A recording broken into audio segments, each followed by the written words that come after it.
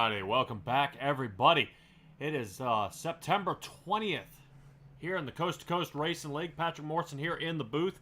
Alongside me will be John Hine, but of course, if you guys have tuned into me before, he of course has got to go ahead and get himself out there on the track. Starting out tonight, we are going to be in the Wingless division, the Wingless 360s. That's a lot of power with not enough downforce, missing that wing on top, as you can see there on your screen. And so this pre-race show provided to you by Chapman Racing. This is going to be a fantastic night tonight. We got a lot of guys and 3 different locations we are going to be at.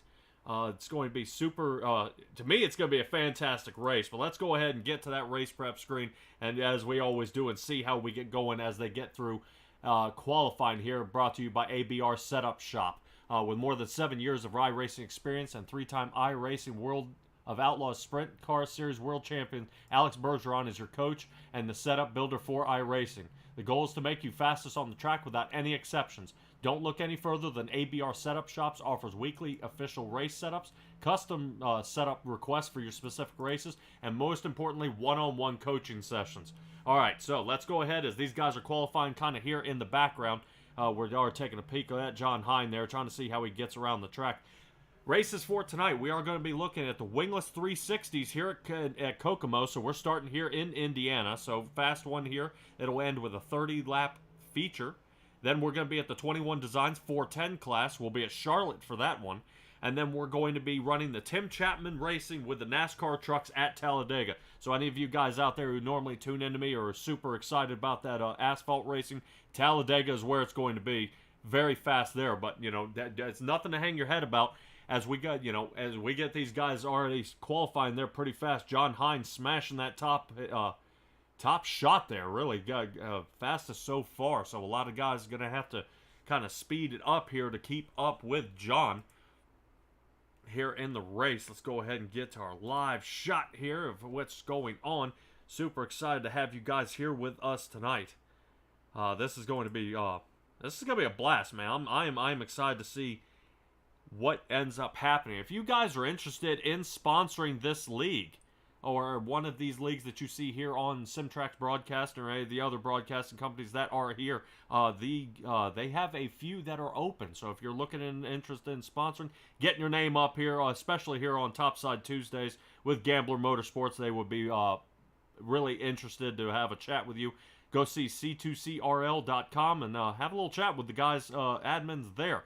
All right, so last week we did see Steven Spies win the midget race, and he is going to be one, the guy to beat here, as he's going to go ahead and start out front in the points lead for him. Jack Hitt came in second, and Brennan Lacey in third place. But right now, John Hine, Jack Hitt, and Jeff Flaro there in the number 200 car, going ahead and placing third. Right now, we got 15 cars here lined up, ready to go, but a few of these guys may go ahead and decide not to qualify. They do have a few more minutes to try to see if they can figure this out here and see if that's what they're going to do. But, man, you'll notice from what I've been seeing here out on the track, John, is a lot of these guys are going pretty fast into these turns, and the car's not carrying as hard, or as well as you would think, missing that wing on top. No, it doesn't. You really got to pitch these cars in to get them to turn. But the thing is, the secret is, yeah, you pitch them in, but you don't want to over-rotate them, and that can become very, very difficult to manage here. But hey, we're gonna line up here for Heat 1 here, and I'll start P4. So I guess I get to put that rotation theory to test here early. All right, as we get ready for that, let's go ahead and get our rundown here for the Heat 1 race. Patrick Spangler taking out 39 car into the first place. Next to him will be Steven Spies, our winner last week in this session, in the first round. Jeff Flaro there in the third position. John Hine going ahead and starting there in the fourth, so not too bad. Cutoff is fourth. Bob DeGood in the 7 machine, fifth. Jeffrey Kemper, sixth. Bruce Hilton in the 7th, and Doyle Lawrence there in the 8th position. A lot of guys out here excited, ready to push their car to the limit, and we'll have to see how this gets going. Man, I can't wait. It's interesting to see these cars get lined up here for this shot as the go-round, but this being brought to you by Langton Mechanical here as we get going here. Got a little bit of a fumble up here. Let me see if I can go ahead and get this squared away while you guys Yeah, are. and what makes it even a little more interesting for everybody watching, they invert the top four. So the quick qualifier here, well, is going to be me, but they put me back here in fourth. So, if I want to get there up front and use that speed, I'm going to have to pass a couple of guys to do so. So we try to add a little excitement for everybody out there. Hopefully, it'll work out here. Yeah, I definitely agree. Having to see how how these cars get wrapped up. It's interesting seeing so much power with so little downforce. But we'll have to see as looks like Barney up in the booth getting ready to go ahead and swing that green flag here. And there he goes. So Steven Spees out front as man, look how they slide around here. Looks like that low line may or may not come into play here. We'll get a little closer shot there for you guys.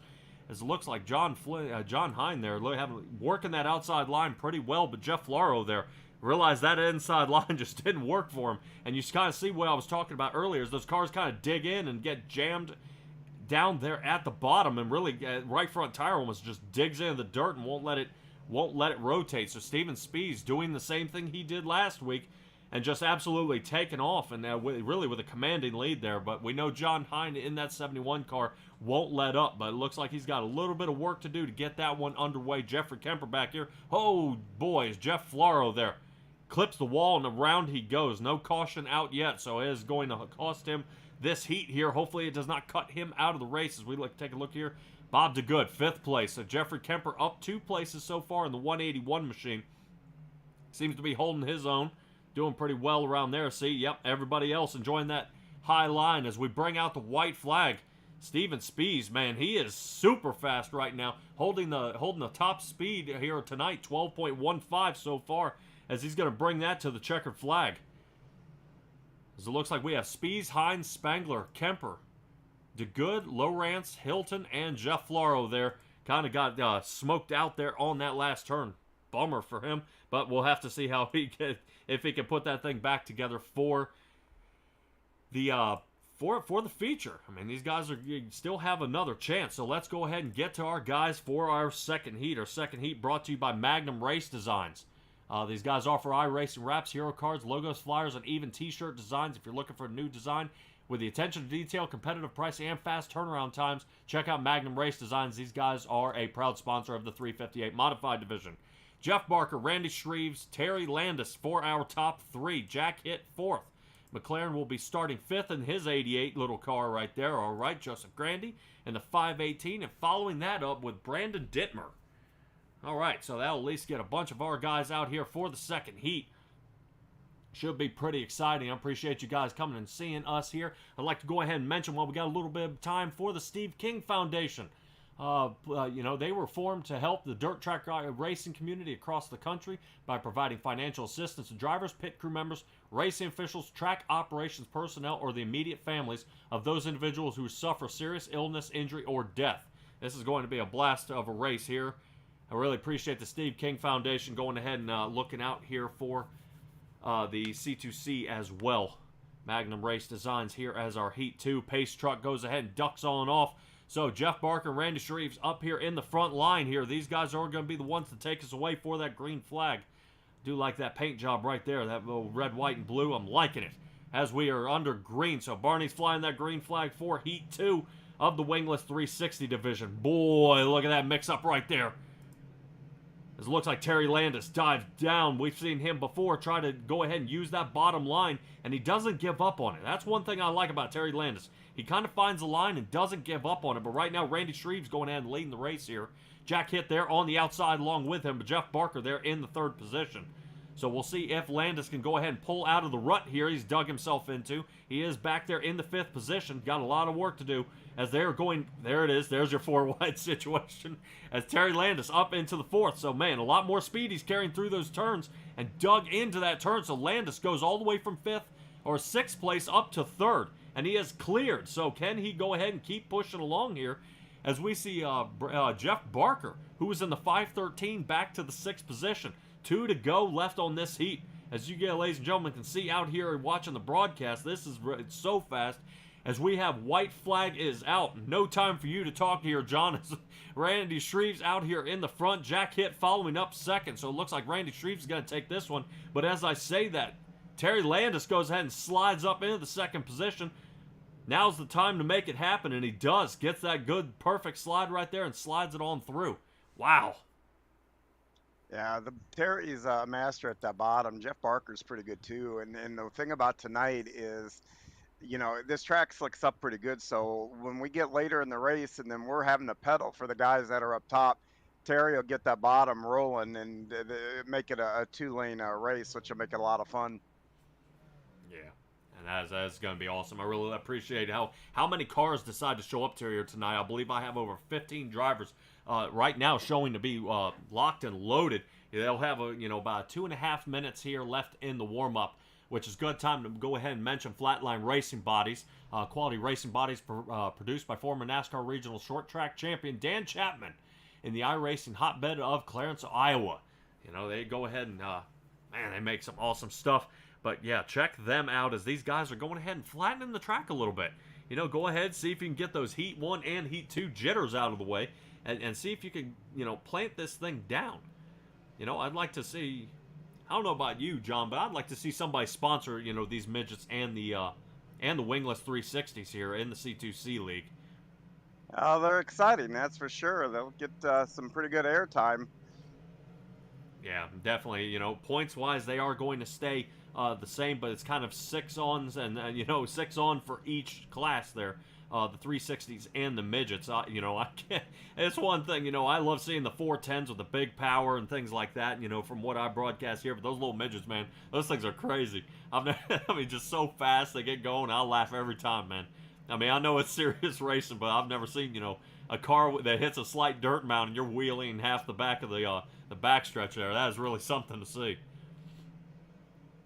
So, all right, we are coming about with just about a minute left here in the warm-up. So this is going to be a good mix-up for some of these drivers. Let's go ahead and see if we can find for the driver of the week. I believe driver of the week fall season looks like Riley Burr for week 1. He started P22 at last week's Hometown Heroes 360 race, drove all the way to P4, passing 18 cars. Wow. Yeah, I guess Ross Coritana there. Yeah, man, I messed that one up. Who started 24th in the Renegades race and finished 7th. So I know the Renegades race, they were a pretty stacked season there, and the driver of the week. Kind of run. That's the same kind of run I had last night. Started 23rd in the Renegades, worked my way up to 8th. Yeah, you guys do move a lot back there, and interesting to see how you guys start in the back. But driver of the week brought to you by C2C Speed Shop, where iRacing meets the real racing. There's much to see. So check out all the neat apparel and gifts that's Coast2Coast Racing League and our partners. Go to c2crl.com for more information. All right, and we are wrapping it up, and here we go. This should be exciting as we get these guys all on the track. And these guys get ready, as here we are. And let's give these guys all a beautiful, nice little shot as we get the grid here for our last race. All right, Steven Spees, Randy Shreves taking up lane Tom 1 here. John Hine and Terry Landis in 3 and 4. Spangler, Jack Hitt 5-6. Jeffrey Kemper in 7th. Joseph Grandy in 8th. Bob DeGood 9th. All right, good shot for him, so he should have a good turnout for Bob DeGood there in 9th, with Brandon Dittmer next to him in 10th. Doyle Lawrence there in the 11th. Jeff Barker in 12th. And that should round out the last of our guys, with Bruce Hilton being in 13th, Dan McLaren 14th, and Jeff Floro. We saw him kind of flip out there in that one heat, so he's got to kind of start behind the 8 ball here a little bit, so he's got a lot of work to do there from the back. Steven Spees, up front where we normally see him, so this is kind of his time to charge up front. Pace car lights are out, so these guys are going to have a good shot here at Kokomo. I know I talked to you a little bit there, John, and you were pretty excited about this track with this little quarter-mile track of dirt. You guys can really lay it down and throw them into the corners, but it's tended to be a little bit of a problem for you guys. Yeah, this is going to get pretty sketchy down here in 1. All right, 55 and the 56 car in the front row. Here we go. As Steven Spees goes ahead, takes that low line, tries the slide job, and whoa, Randy Shreves kind of sniffs that one out and tries to undercut him there, but here we go. So watch out for Terry Landis here, as I believe he was the champion of, spring season, I believe, if I'm not mistaken. But boy, he knows definitely how to drive these cars around that track. Low line is his favorite as we get going around here. Let's see if we can swing out just a little bit and kind of give you a little peek of how these guys are starting to spread out here. Good moves by everybody there, but you kind of see Landis not shying away from that low line. As soon as he gets that guy from the outside of him, he's going to go ahead and swing a little higher and get closer there. So Landis doing a great job there. Steven Spies is definitely trying to hold him off. So these guys are switching back and forth, as they try to figure out how they can go ahead and who's going to get the lead. John Hine there in the 5th position. He's falling back there a little bit, but that is okay. We still got a lot of laps to go, 25 of them to be exact. As we see definitely the top 5. These guys are mixing it up pretty good. Right now, Landis, Spies, Shreve, Spangler, and Hine up here in the top 5. As these guys are mixing it up and shuffling around here at Kokomo. This is a, whoa, man, as they almost connect. It looks like a little bit of Spangler there on the inside line. Tried to ride it up just a little higher than Shreves wanted there. Had to make a good check up there. As Spies and Landis are still battling it out here. Not giving up. Boy, and just the responsiveness of these cars. Spies showing the high line is working, but Landis not giving up on that low line as he cuts in and hits the grass there. Looks like we got somebody around. Got a few cars may have gotten mixed up there. Looks like Grandy and Grandy may have been mixed up. So let's go ahead and shuffle back here to Grandy and see what happened here.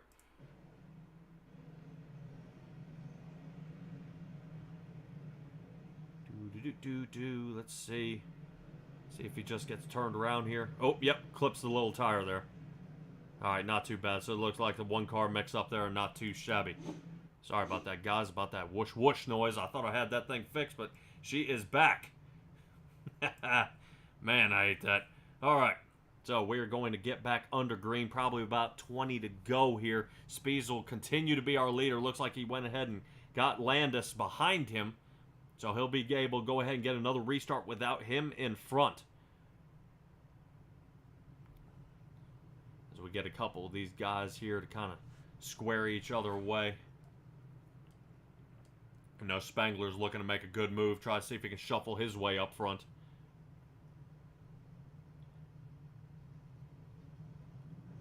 And away we go. Green flag back underway. Look how Spies throws into the turn there. Looked like Landis may have had something happen. May have spun off that turn. Landis dropped back to 4th position. Holy cow. Whoa, 3 wide. As these guys are clipping each other. Look out.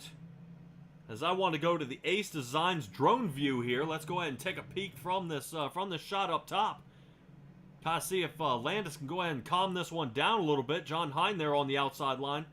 Almost dropping it off the top shelf, but he goes ahead and holds it. Doesn't look like it's too bumpy up there yet.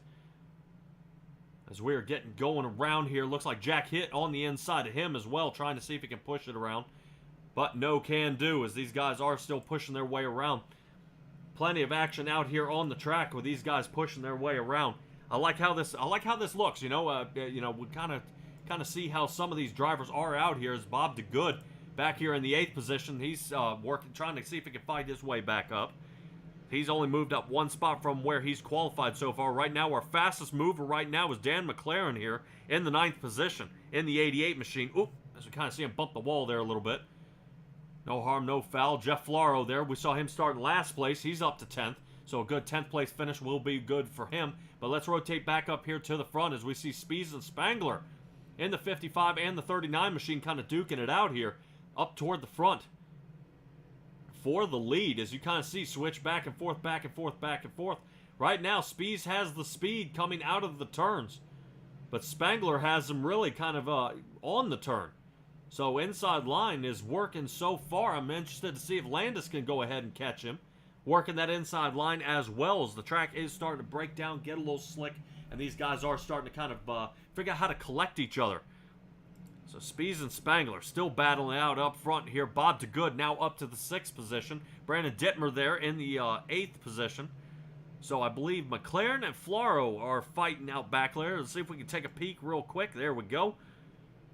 Looked like Jeff Floro trying to work that outside line just as well as some of these other guys. But, man, it just seems that inside line is kind of, there's not really a rhyme or a reason really which line is best and which line is, you know, is preferred at this point.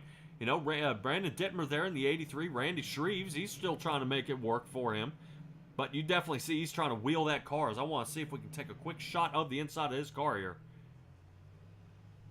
As he's getting around, let's see if we can get going there. A little more engine noise there for us.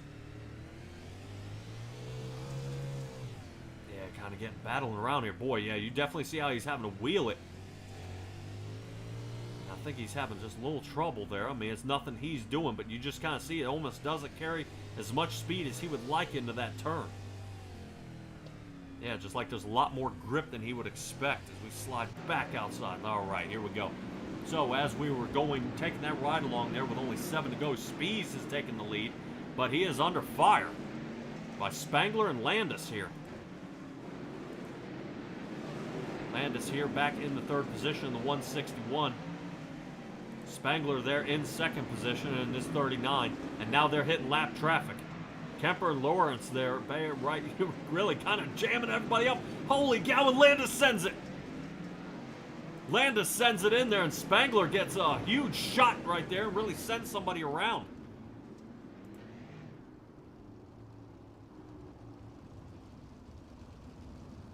Holy cow. All right, let's see if we can file back and figure out what happened there.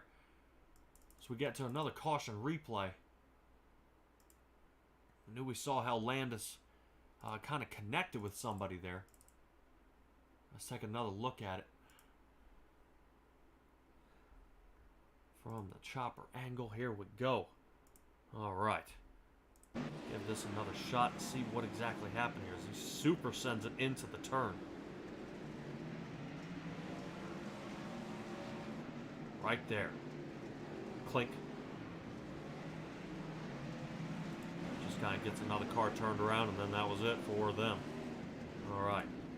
Let's go ahead and get this one back live here.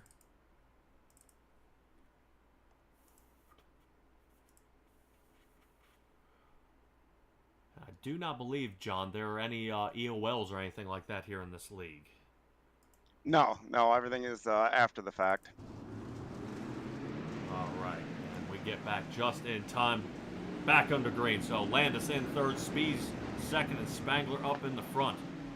John Hine there in the 4th position. Jack Hitt, Jack Hitt dropping back to just a little bit down in the 6th position. Kind of having a little bit of rendering issue there. There we go. Spees under fire again with 4 to go. Here we go. So Spees, Landis, Spangler, and John Hine and McLaren up in the top 5 right now. I have to see how this plays out, man. I keep saying that, but we are 3 to go as these guys are pushing their way around. We'll have to see how what happens. Spees under fire, man. He's got to figure out how to keep his way out front. He's definitely got about a half a second lead, but Landis absolutely saws that one to pieces. And trying to get back out front, but Landis showing that inside line is working for the angle. 39 of Patrick Spangler cuts on the inside. Look out! As he cuts on the inside of Terry Landis there, trying to slide job very deep into that turn. As they get going, white flag is out.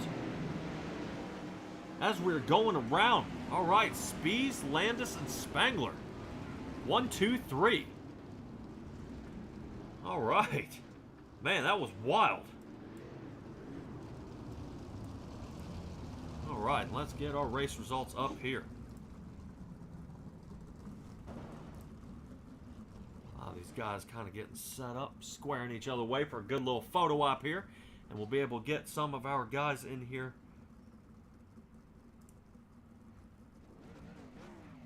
in the waiting room. And that'll be our top 15 there up on the board.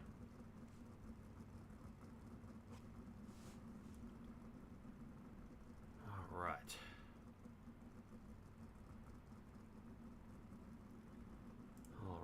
We'll get a couple of our guys in here, as I believe Patrick Spangler will be our 3rd place finisher here for tonight. And we'll see if we can get him wrangled up and in the booth. No, it's hard to check some of these guys down.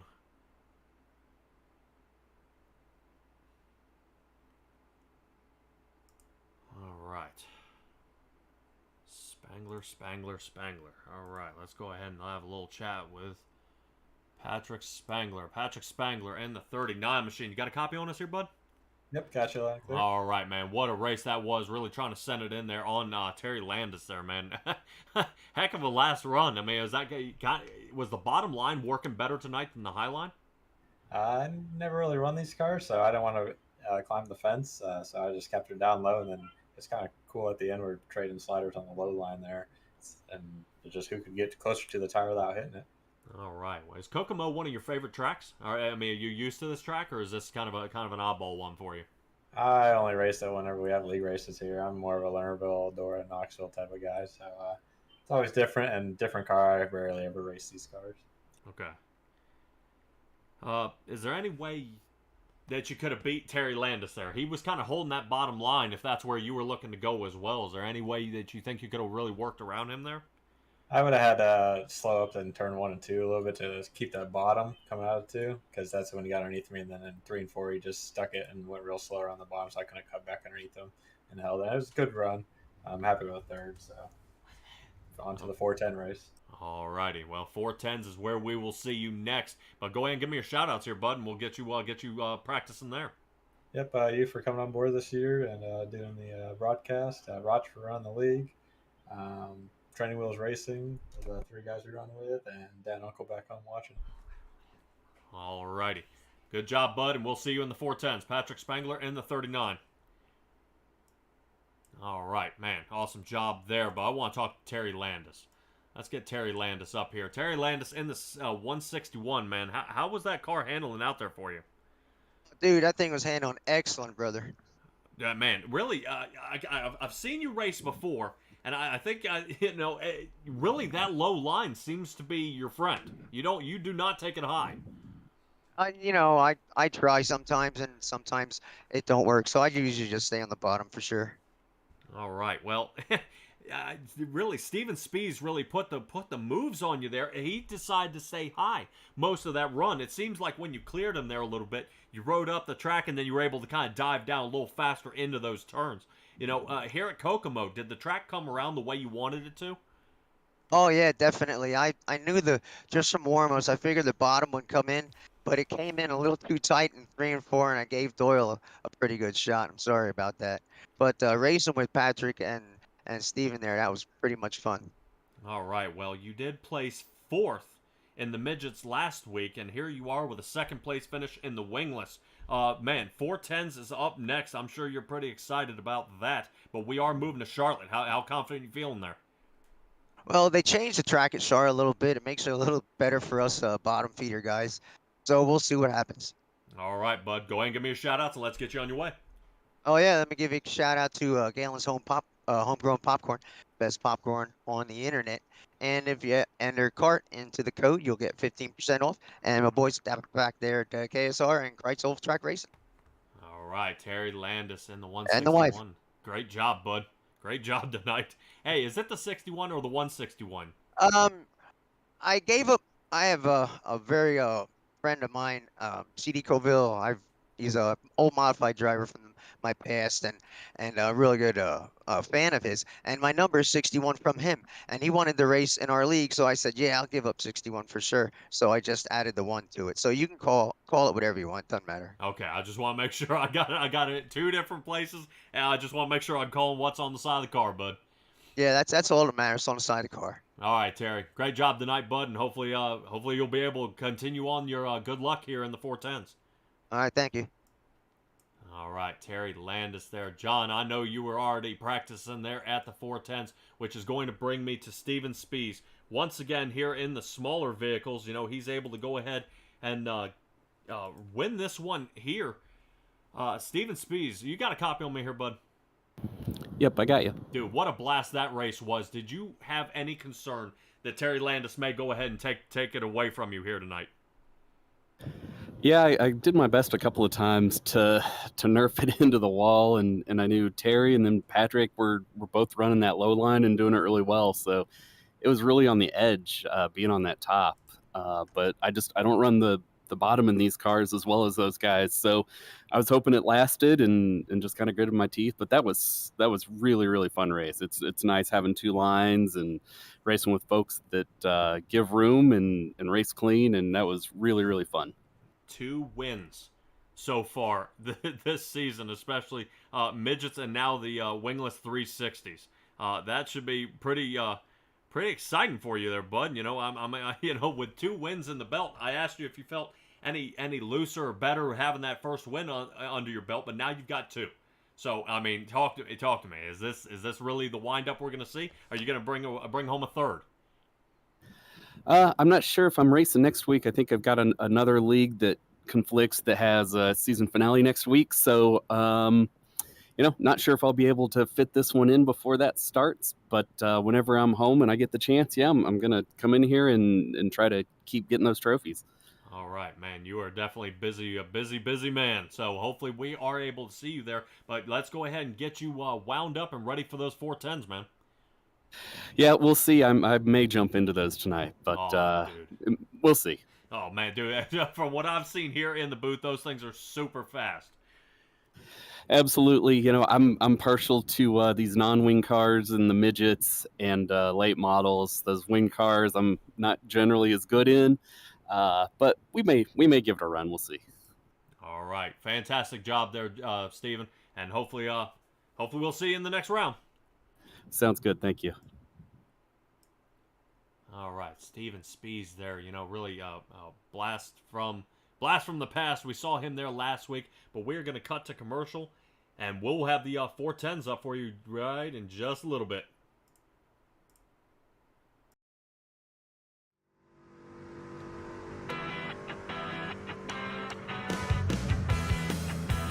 This October, some of iRacing's best dirt racers come together for one of the biggest A-days ever.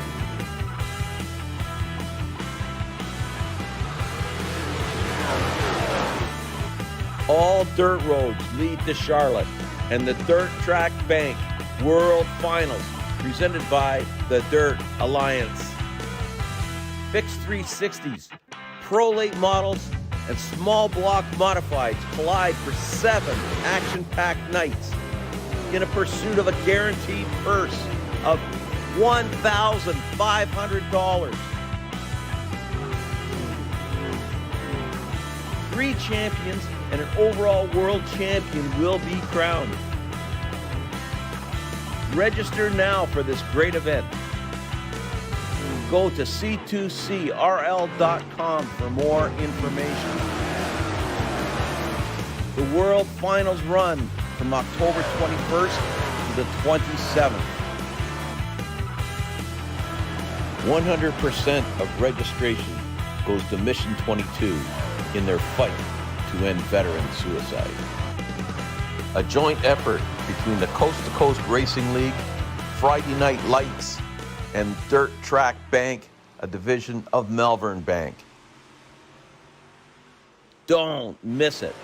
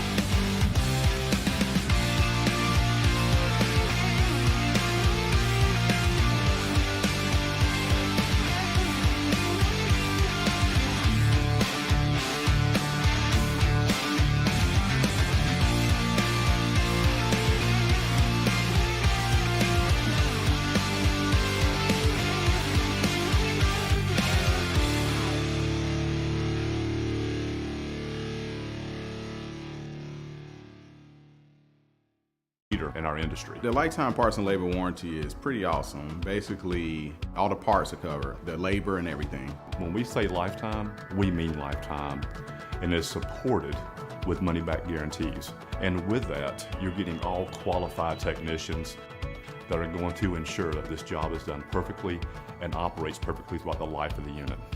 Learn more about our Coolray lifetime parts and labor warranty at Coolray.com. Coolray and Carrier. Turn to the experts.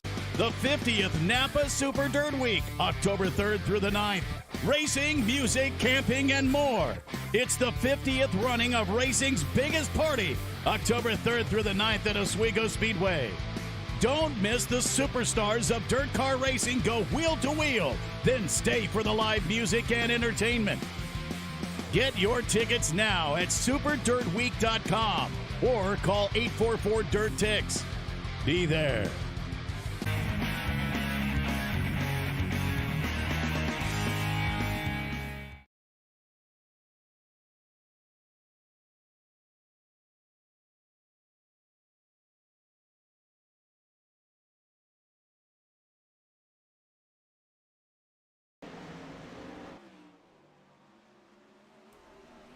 Alrighty, ladies and gentlemen, we are back. I appreciate you hanging out there with us through the commercial as we get loaded up here for the 410s. A little bit of a travel distance for us, going to Kokomo all the way to now Charlotte. We have the Wingless 360s there, and now we got the fixed 410s. This is going to be a crazy race. I'm excited to see how many guys show up for this one. Right now on the ticker, I've got 21 guys getting locked and loaded to go ahead and put this one down. Wild night, especially they call it Topside Tuesday. I'd like to call it, Topsy-Turvy Tuesday, because we went from the small 360 wingless, or the midgets, depending on which week. We go to the big 410s. These things are crazy fast on the, on these half-mile dirt tracks, and then we're going to throw it on asphalt there at Talladega. So this is going to be a blast here for this one. This race being brought to you by 21 Designs. Super excited to have them along board with us here at C2C Racing Network along here. Patrick Morrison here in the Simtrax broadcasting booth with John Hines still. He's out there trying to kind of wrangle in this 410, but he's got a lot of work to do as these things are just so fast here at Charlotte.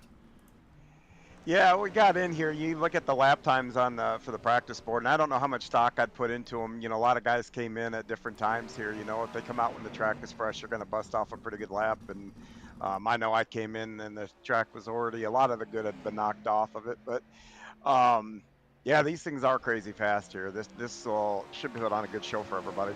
All right, man. I'm excited to see how this gets going. As we're kind of looking at the 888, I'm going to let you go ahead and do this one here, John. Steve's last name, Maurer?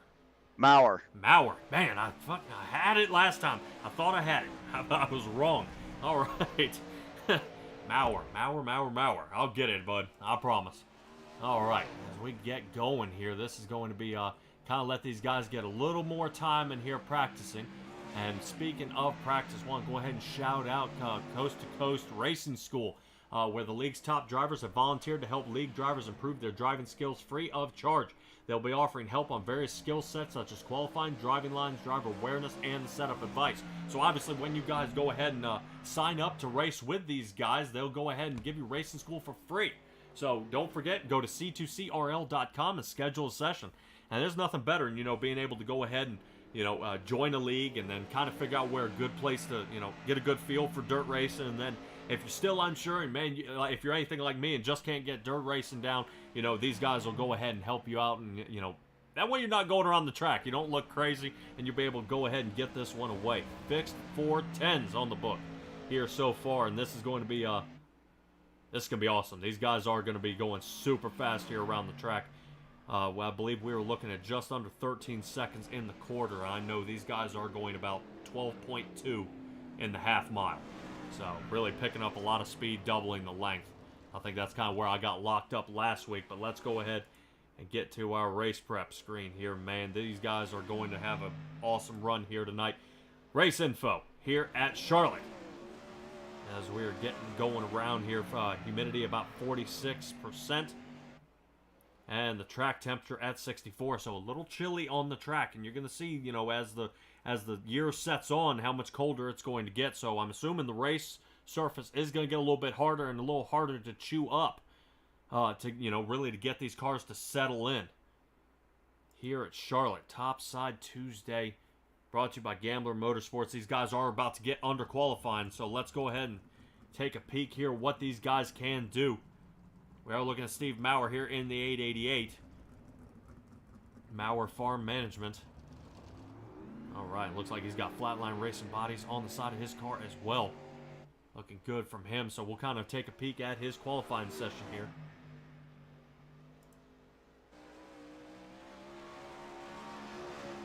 Gets going around. All right, brought to you by 21 Designs. Super excited to have them sponsoring this league. I'm sure a bunch of their paint schemes are out here for sure. Go ahead, let's see. 21 Designs makes wrap for all dirt racing needs. In addition, they also do 1/18th scale RC wraps. I appreciate everyone's support that is trusted in doing their wraps and paints. Don't forget to check them out on Facebook at 21 iRacing Designs. Boy, let's see. Steve Maurer there kind of placed a little bit of a slower time. They're landing in the 16th position. A lot of faster cars there up in front of him. Jeff Barker there in the 8th. Dan McLaren there, we kind of saw him in the last race. He's in 6th.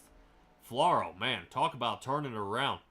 Kind of had a bummer heat last round in the Wingless 360s. Now he's taking the top qualifying time. Brandon Dittmer, Spangler, and Grandy here.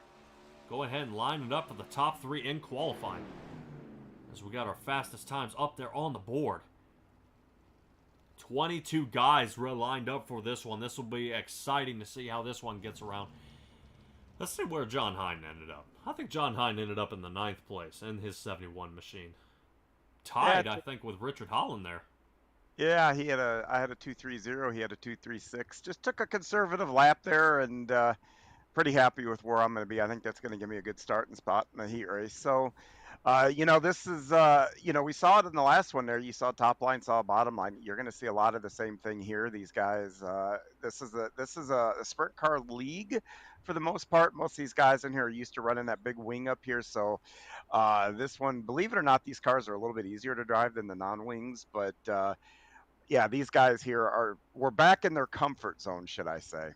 All right. For some of the people out there watching who aren't very acclimated to dirt racing, what does the wing provide for the car out there on the dirt track?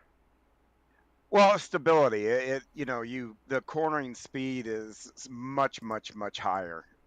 You get through the corner, if I was here in the non-wing, I'd have had a lift somewhere in the corner, and here I just matted it around the top and was able to hold it down. That wing just basically plants the car to the track and lets you utilize the power.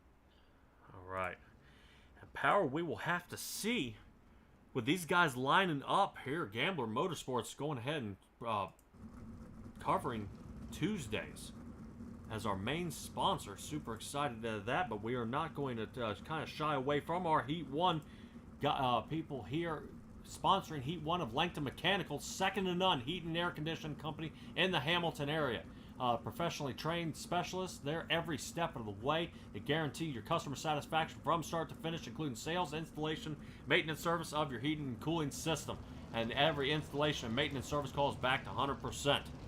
All right, let's go ahead and get the guys lined up here. Holland in first, Schatzer second, Grandy third. Jeff Floro there in the 4th. Randy Shreves 5th. Steven Spees, our winner of the last section there that we saw, in 6th. Doyle Lawrence there in the 7th. And Bruce Hilton rounding up the top 8. As we go ahead and dice this one back away. Everybody looking good out there, like those paint jobs. I always say Joseph Grandy, he's got that psychedelic kind of that blue, lime green, and purple there. As Joseph Grandy in the 518, he'll be starting, I believe, 3rd. Out of them, and you can just kind of hear all that power out there. So these guys are going to be crazy fast compared to what we just saw. Appreciate everybody joining us here at Simtrax Broadcasting and the Coast to Coast Racing Network as we get this one underway here, as that pace truck does hop off real quick. 5 laps to go ahead and get this thing done to place for the heat. All right, as these drivers get ready, Schatzer Holland in the front row. Deep breath. Barney's got the green flag out. Wait for the wave. And away they go. All right, here we go. Schatzer and Holland up there in the front, looking share the same piece of real estate as they go in and separate very fast. But speaking of very fast, Joseph Grandy diving toward the inside there, showing that inside line is not to be forgotten about. As they're going ahead and wrapping their way around here. Holland driving down to that bottom, looking real good out there with that 116 car. Looks like a little clip out of the wall there from Jeff Floro, but he goes ahead and maintains, keeps it all in one piece. Grandy's starting to fall back there a little bit in his 518 car, but inside line still working out for him, but is he able to slide up in front of the 218 of Kurt Schatzer? As they get going around here, 3 to go. You definitely see, ladies and gentlemen, how this one kind of folds up really quick, how fast these guys get around here. Boys, they're zipping around. Grandy going ahead and really battling here for the lead. Up in front, 16 makes contact. Oh no, Richard Holland kind of got banged around there on that one. Boy, he felt that one. As the 116 is now falling back to the 4th place above the cutoff line. Grandy out front still, final lap as we get going. So Holland now having to battle Randy Shreves here for the 4th position. Holland has fallen back now. I don't know if he has any damage, but it looks like Grandy is going to bring it home. So Grandy first, Schatzer second, Floro third, Holland 4th, Shreves 5th, Lawrence 6th, Spees 7th position, and Bruce Hilton back there in the 8th position. Definitely a little slower there from Steven Spees. A little unusual for him, as that brings us to our second one here. It looks like Magnum Race Designs offering designs offers iRacing Wraps hero cards for people who want attention to detail, competitive pricing, and fast turnaround times. Check out Magnum Race Designs on Facebook, where you can contact them directly through Messenger. Yeah, proud sponsor of the Coast to Coast Racing League's 358 Modified Division. All right. This is going to be awesome. Awesome, awesome, awesome. So, Brian Dickens, Jeff Barker, and Canellis going to go ahead and start out our second heat here. Let's go ahead and get that up on the screen. Dittmer 4th. Landis will be 5th. Andrew Embach in the 410. And Jeffrey Kemper in the 181. So, man, looks like John Hine gets to sit out another heat here. As we get this one kind of boiling down here, show everybody's pretty paint jobs here. I like how, man, that's one thing about, this league is everybody's got something different. Each one of these cars is looking pretty snazzy out here. Yeah, we got a lot of good painters involved in this league here, and I don't mind going to the 3rd heat. The track gets a little slicker, plus I get to watch these other guys and see what the track is doing, so give me a better advantage, maybe. Well, give us all that in that last heat race. We're going to know where we need to put our cars, and it'll be more of a challenge, I think, because of that. All right.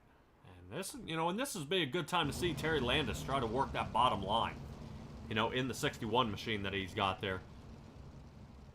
But he is starting back there a little bit. He's starting kind of almost second to last row here, so he's got some work to do to try to fight his way up toward the front. But Jeff Barker and Brian Dickens up here in the front. Here we go. Green flag is out, and off we go. So Brian Dickens, great start there. So now he'll be going up front uncontested, really, as he slides way up high. Whoa! Joseph Canellis there. Super fast on that inside line. Almost hits that tire.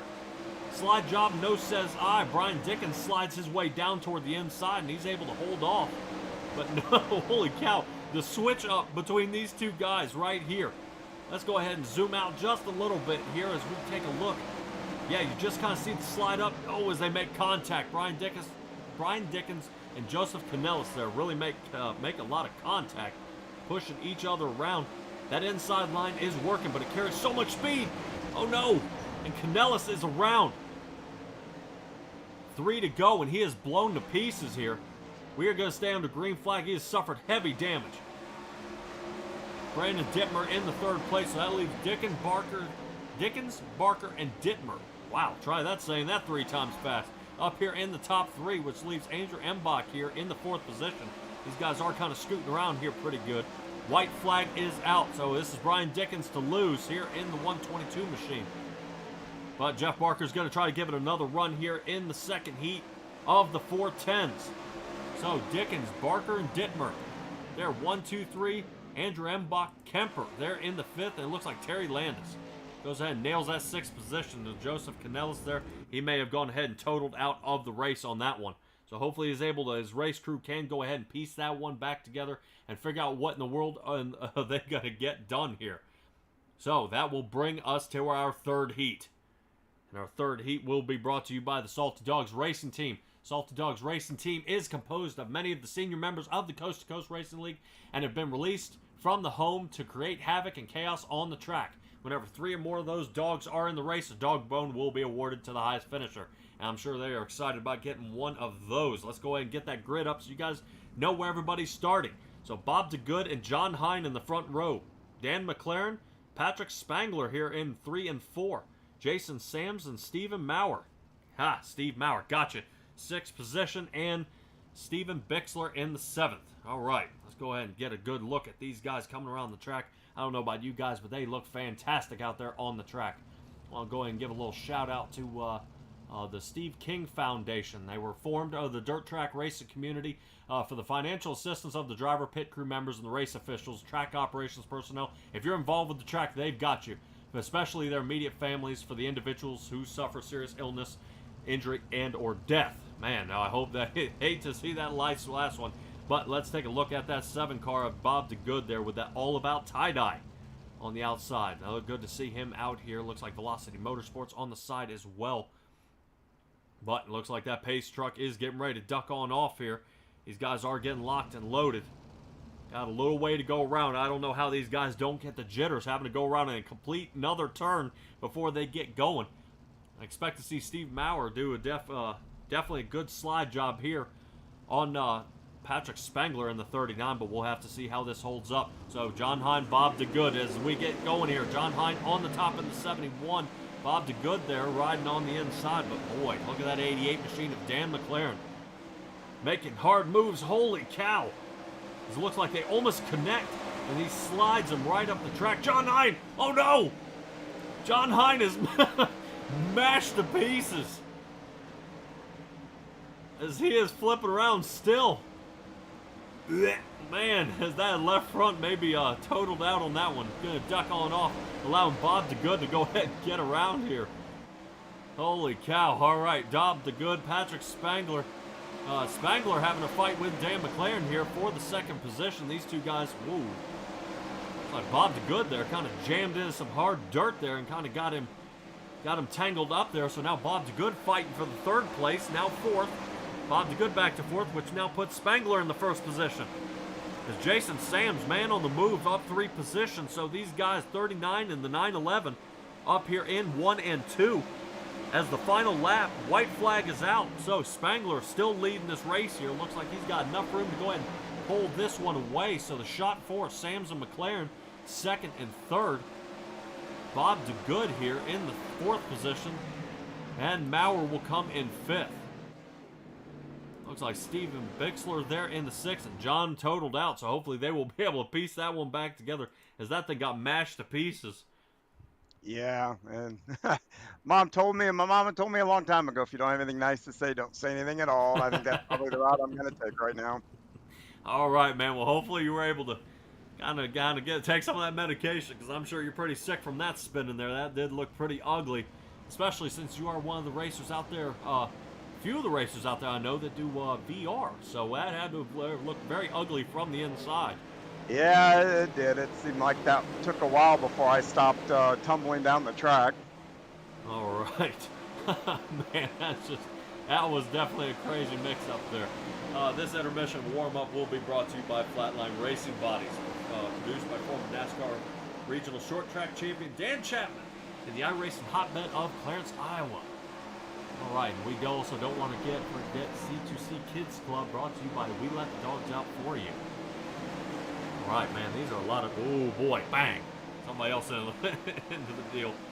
Take a quick little chopper view here. And that chopper view, of course, brought to you by Ace Designs. Up there on the top as we're taking a little look here at Steven Bixler there in the 75. A lot of guys have to get this one wrapped up. Interesting to see from some of these guys, kind of smooth out the dents out here. We are seeing a little bit of that buildup that you showed me last week. That buildup is starting to get kind of higher toward the track. Seeing a couple of these cars kind of bumping around. I know the 83 car here of Brandon Dittmer was out there trying it out a little bit, and I think he may have thought it a little wise to run that lane just a little bit lower in case he gets caught up in that. As we see 18, 20, and 22 people are signed up. 18 guys are going ahead and practicing here in the warm-up. Don't go away, everybody. We do, after the 410s here, these guys wrap this one up. We are going to be at Talladega. Really, you know, if you like seeing crazy racing, stick around for that asphalt race. As you know, these guys are going to be going 3 wide at the Alabama track. That is going to be a blast on that one. You know, if any of you guys tuned in here to Simtrax Broadcasting last time, Daytona was a little bit of a mix-up, but Bob Light, he had some great movement there, and I believe Preston Cranmer, he kind of got mashed up on some of those. Some of those ones he had out there. He ended up, I think, flying about 500 feet in the air. And if you keep tuned in to Simtrax Broadcasting and our YouTube page, and even Coast to Coast, we'll be posting up there as well, kind of a roundabout look from our angle. Again, really kind of what he had going on and the ride we took along with him. So our warm-up is going ahead and boiling down here. John Hine is going to have another chance to go ahead and see if he can straighten this one out. Hopefully he doesn't get this one bent up. All right, so this will bring our Super Dirt Car Series starting lineup. The Super Dirt Car Series, the Northeast Premier Series, showcasing the big block modifieds premier driver. From Florida to Canada, the Super Dirt Car Series visits some of the most exciting dirt tracks in front of the biggest crowds. The ground-pounding, earth-shattering, window-rattling beast of the Northeast. It's the Super Dirt Car Series. I'm excited to see how we get this one underway, as we got a lot of fast cars up here in the front. As I speak of that, that'll put us as Joseph Grandy and Brian Dickens up here in the front. Let's go ahead and get that fancy grid up there that you guys love to see. All right. Looks like Brian Dickens in the second, Patrick Spangler third, Kurt Schatzer fourth, Jeff Barker fifth, Jason Sams sixth. Flaro will end up being seventh, and Dittmer eighth. McLaren will be ninth, Richard Holland 10th. Andrew Mbach there in the 11th, and Bob DeGood. He fell back there a little bit in that heat, but no fear, he will start 12th for his machine.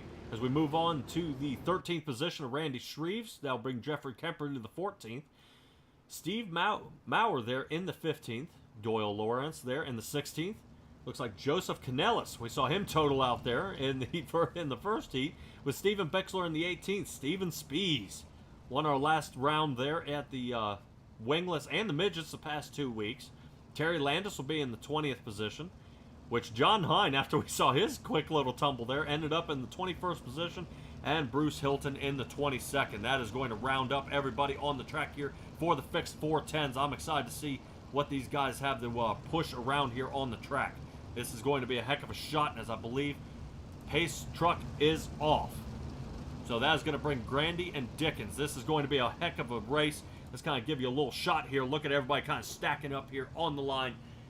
30 laps in this one. These guys have 30 laps to get it done. So if you're somebody like Kemper back there in the 13th or Shreves in the 14th, you've got to get a move on, as these cars are super fast and they're getting ready to get it done. Barney raised the green flag, and away we go. So Brian Dickens. Whoa, Brian Dickens, what in the world just happened? Look out.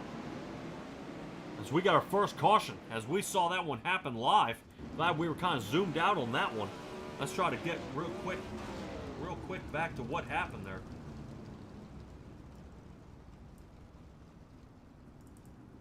All right, let's kind of get a good shot here of what the angle of what happened here. Yeah, we kind of get going on the restart. Whoa. Yeah, the 122, almost like he kind of shot toward the inside and then lost everybody there.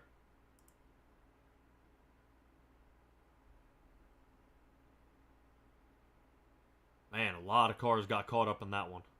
A lot of cars got caught up. Let's see if we can find just a little bit of a different angle here as we get going. Let's see if we can find... I want to kind of see what happened to the 122 car here. 122 gets a good launch. Oh, wow, just dove way too early into that turn. So 122 collects the 513 of Jeff Barker there. Yeah, and then it just starts collecting the rest of the field. 116 comes, gets caught up, Richard Holland. Oh, the 75 car. Looks like a Steven Bixler there, and they kind of get mashed to pieces there. Really unfortunate by a lot of these guys, so I hope some of them are able to kind of return back out here on the track. Looks like Dickens and Bixler there are on the infield.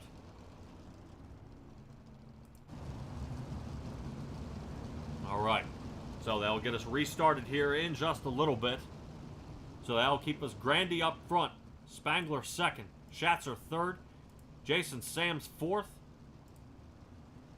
and fifth place will be Brandon Dittmer. All right, so I believe we're about to go back under green flag. Pace truck is off. We're back under green, so here we go. This is a nice single file restart, so you won't see everybody mash up too hard. Up front, looks like Spangler and Grandy are going ahead and kind of keeping their distance from each other. Because we're getting ready to, whoa, 83, making a lot of quick moves there.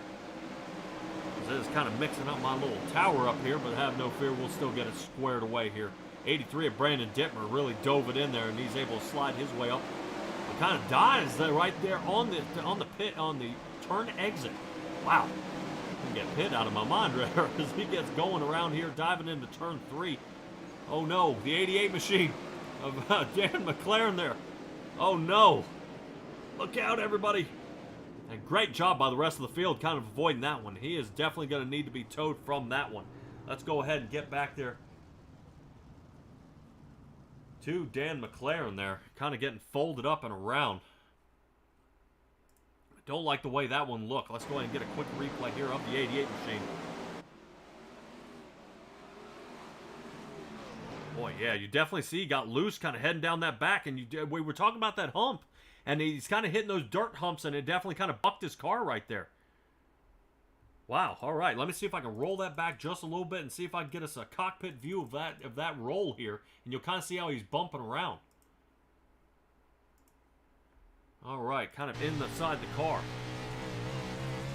Yeah, you kind of see that right side kind of hopping up on him, and then boom. Kind of rolls it around. End over end. Look out. And in the middle. And great job, like I said, great job by everybody going ahead and getting clear of that one. All right. Let's go ahead and bring us back live. I believe the pace truck lights are out.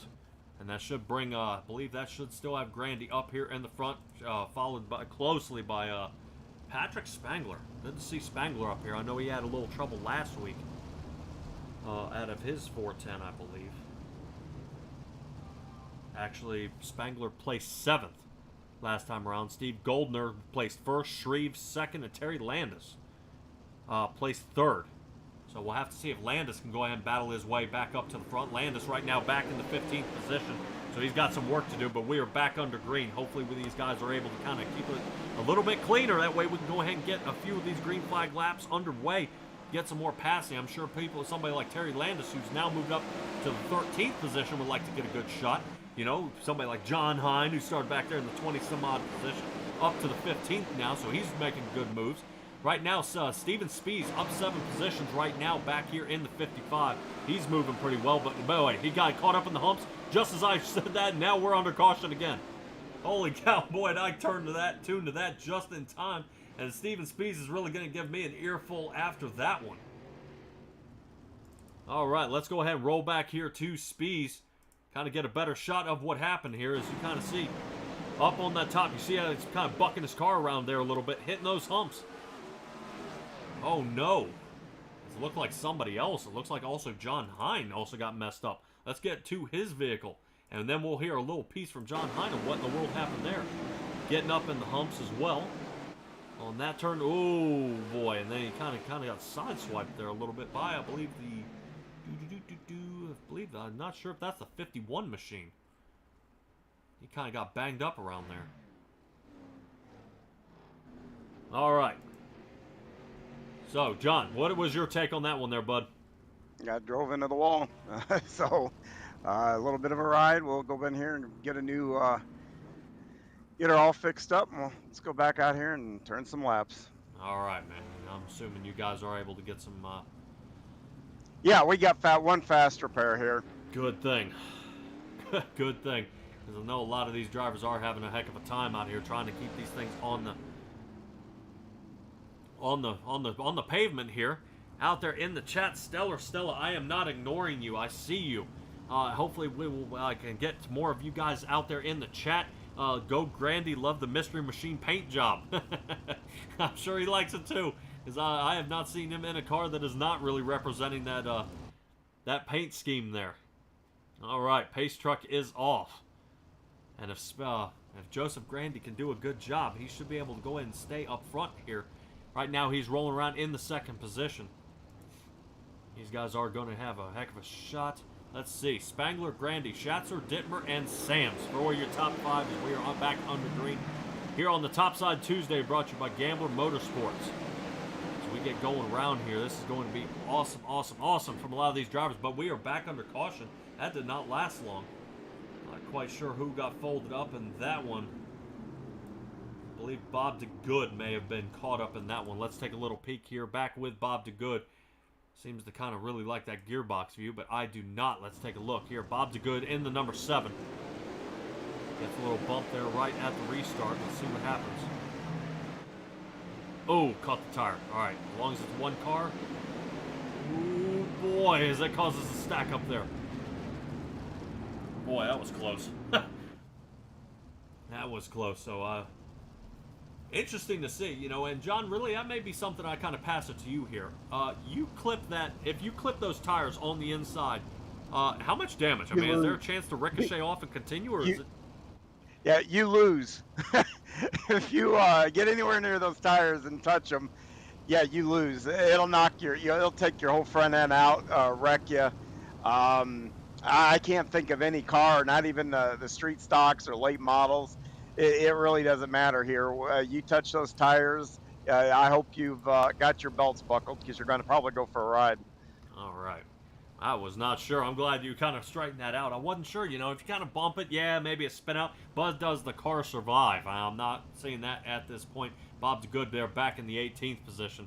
Looks like he may have gone ahead and taken that fast repair, kind of squared that one away. He's got that ABR setup shop there on the front as well.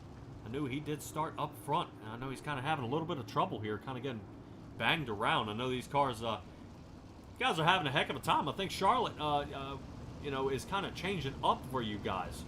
You know, I'm just wondering if there's something different with the track here, and you guys are having a little bit of a mix-up. But no harm, no foul. We are here and excited to see these 410s getting running around the track here. But really, Spangler getting another great start there as he gets pulled away. Joseph Grandy close in tow. The 218 of Kurt Schatzer there. Ooh, boy. Yeah, and I don't think anybody's kind of noticing those humps on the top of the track. They got to pull down just a little bit, as we see a lot of cars riding there toward the top, and they're kind of getting mashed up. It looks like John may have gone around again.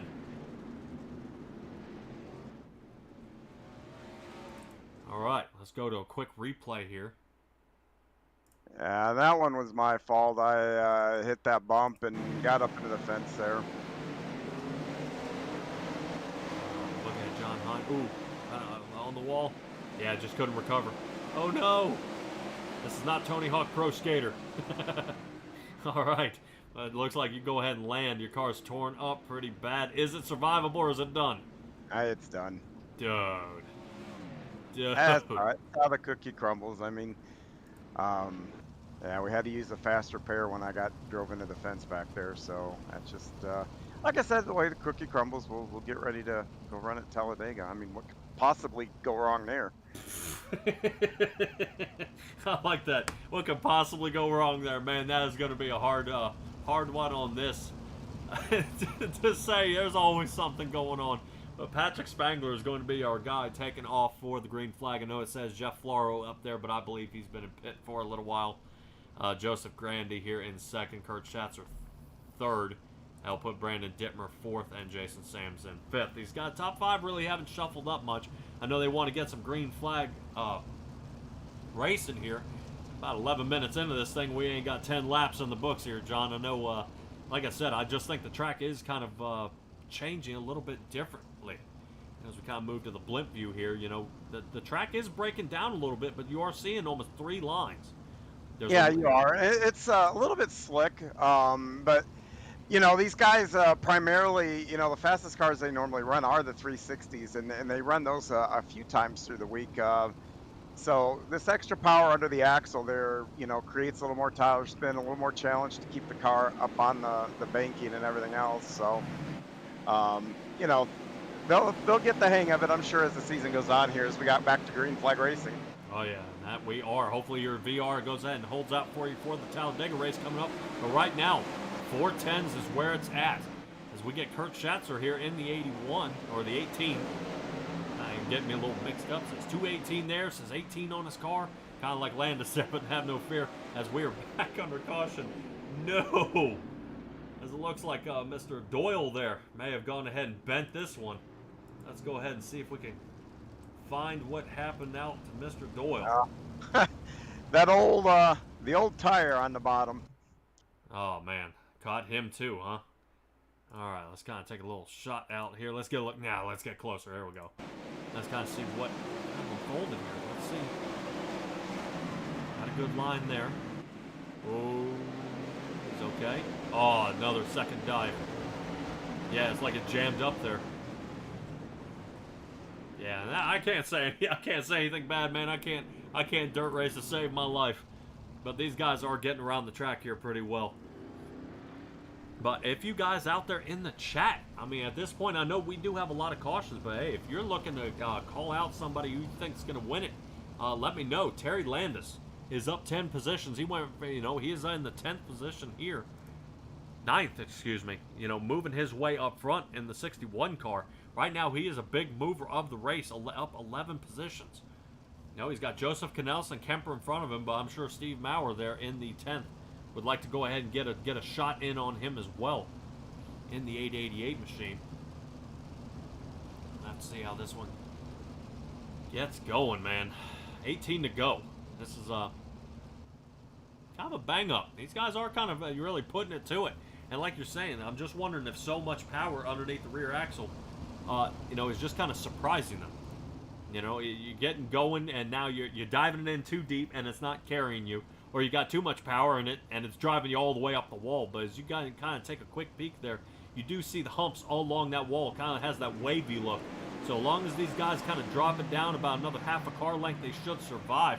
But Grandy says, I'm going to drop it down more than that as he goes ahead and slides down toward the bottom there. Working his way on the inside, seeing if he can go ahead and capture the lead with 17 to go here as they get going around. This is a blast from all these drivers here.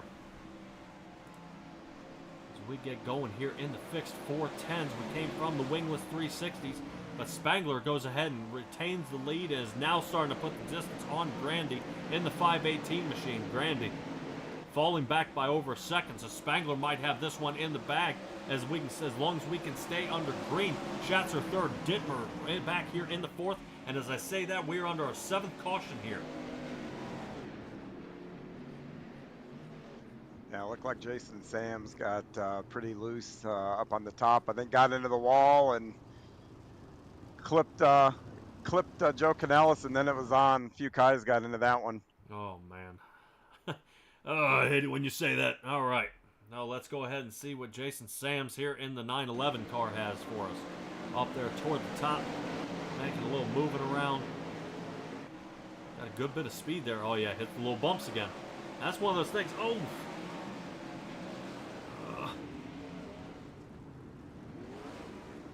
I believe that was the 116 as well of Richard Holland, still getting tangled up back there.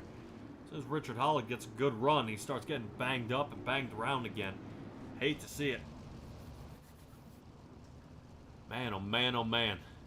Looks like we're going to have ourselves another Mission 22 restart. Up here, up front. This race brought to you by 21 Designs and Gambler Motorsports. This is going to be another run here. No, I got a little bit from Gambler Motorsports here. Gambler Motorsports is an esports racing team that competes weekly across the iRacing platform. A team that has drivers entering dirt races, sports cars, asphalt oval, And they even compete in endurance races. This year, they will have drivers in the prestigious 24 Hours of Daytona and Le Mans. Go to Gambler Motorsports on Facebook and follow them. Man, that's one thing, John. I'm telling everybody, follow everybody. Follow C2C, follow Simtrax Broadcasting, follow Gambler Motorsports. I'm telling you what, man, if you like everything you're seeing, make sure you follow and contact everybody I'm mentioning to you guys.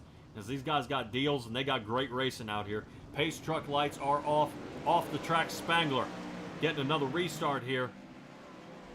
A couple of guys are licking their wounds down in pit, down in there, since they've gone ahead and bowed out and going ahead and getting lined up for Talladega here. Spangler very dangerous up into those humps again.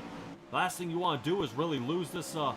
We're so close getting to the end. We got 13 to go, 12 when he gets to the line. But yeah, you see him riding that high line, starting to cut a new route. Very, very dangerous, but it is working for him right now as he already has a 1.7 second lead on Grandy here, who's now battling back here with Schatzer in the 18 machine. Ooh, Schatzer gets way high, and you see him kind of clipping that wall a little bit, but man, look at that speed. He can get off that turn, so Grandy now back to third and is now under fire by Dittmer. Dittmer taking the high line. Seems that high line is more favorable, so Grandy kind of falling back there a little bit, and now the battle will be between Schatzer and Dittmer.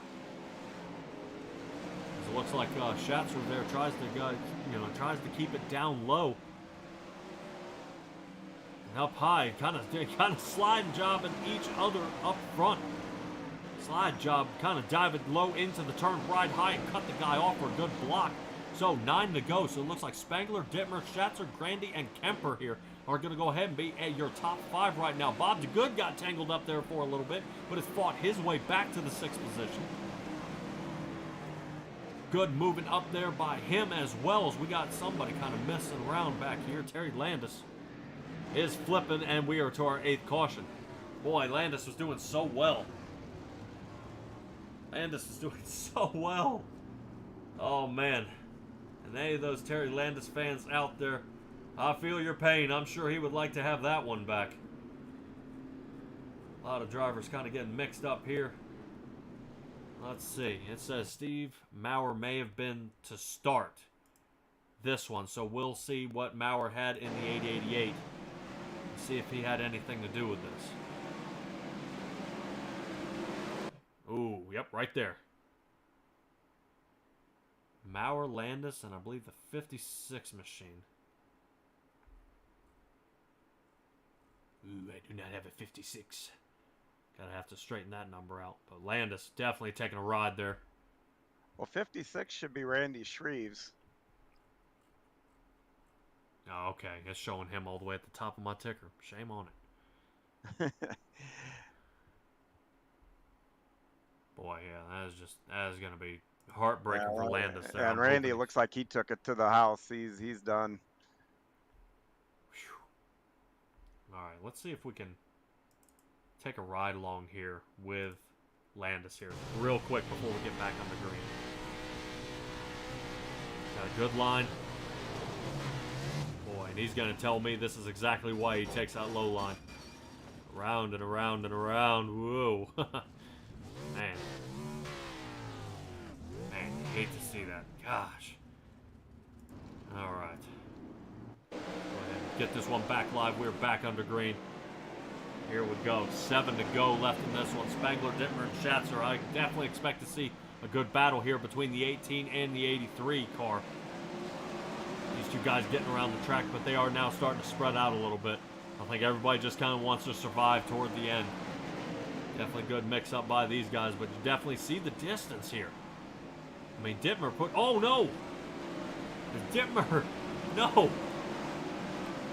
Dittmer is around, and the caution is back out.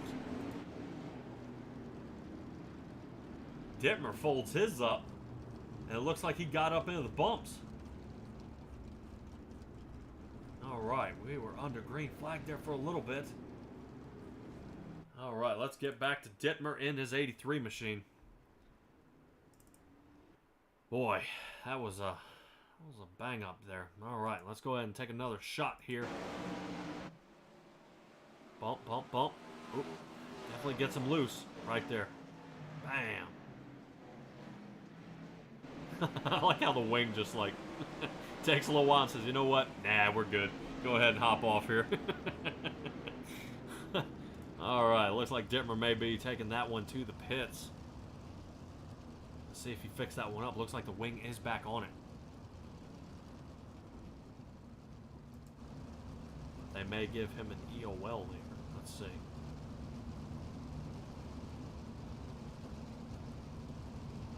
Yes, Dittmer will start back here. Leave in the 13th position is where he will be. Wow. Yeah, you're about there battling for second, and now you're back here in the 13th. Definitely a bummer. As we're going to go ahead and drag this around one more lap. Go ahead and turn those pace truck lights out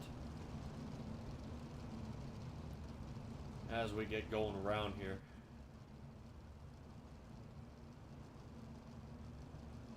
All right. Some of these guys on the track are ready to wrap this one up. This should be a good shootout. You know, we all do have 5 to go. Spangler, Schatzer, Grandy, Kemper, and DeGood. This will be the highest shot for Bob DeGood I've seen in his 7 machine, so hopefully he's able to kind of hold out and stay out of trouble. He's got a lot of cars behind him looking to make a lot of moves. And Spangler gets a heck of a shot off there. He definitely does not want to be under fire by Kurt Schatzer there. A huge shot there, but let's go ahead and rotate back here to Joseph Grandy in the 4th position. Kind of trying to make some moves on the 181 of Jeffrey Kemper there. Kemper trying to take a peek there. Not enough speed. Just goes ahead, tries to get a little more. Kind of creeping in just a little bit, but not quite enough. Let's rotate back here to Andrew Embach there. As he was under fire there for a little bit by Barker. Ooh, Embach, look out. Oof. We'll see if that brings out another caution. Yes, it does. We are almost to the white flag there. All right. Almost. Yeah, definitely. I wouldn't say this is a painful one. This is an unusual one. Yes, it is. This is not been a very clean race. Probably one of the least clean ones that we put on. But you know what? That's bound to happen from time to time. I mean, it is dirt racing, and the track conditions look pretty gnarly out there. I mean, it looks awful slick. Yeah, we are looking at Dittmer hitting the wall there again. It says the 911 had some trouble. There he is. 911's turned around. Yeah, there were a lot of people in this one getting tangled up. We saw Dittmer getting turned around. It says Barker had some trouble. Let's see if we can see what happened to Barker here. He got turned around.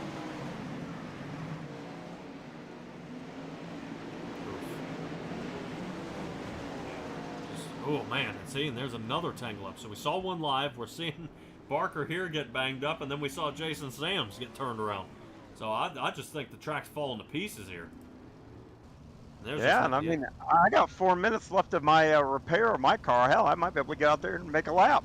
Yeah, it is possible, as we are under our 10th caution. So there maybe have a little chat up there with race control, and they say, what in the world is going on? I believe... we don't have many cars still left on the lead lap. I believe out of the 22 that started, I believe only about 12 of you are still on the lead lap. Heck, it did let me out of the pits. All right, Galaxy 83. Love some good old sprint car racing. I do as well. And Patrick Spangler would definitely like to bring this one home. He's kind of had enough of this one as we're getting around to the front. Schatzer second, Grandy third. These might be your top guys as they come up. White flag is out. All right, so white flag's out. Doesn't matter what happens from here on out. Just got to finish the race. So Grandy is the only one that's going to really be under fire here by Jeffrey Kemper in the 181, as I definitely expect to see him send it. Oh, and he does. And he eats the wall for it. As now he is dialing back to the 6th, 7th. Now he's even farther out, and the race is over. Spangler, Schatzer, Grandy, DeGood comes in 4th, and Richard Holland for your top 5. Canella 6th, Bruce Hilton 7th, 8th is Jason Sand, Embach nails 9th, and Jeffrey Kemper folds his car up and ends up 10th. Oh man, wow, what a bummer there right there toward the end. Holy cow!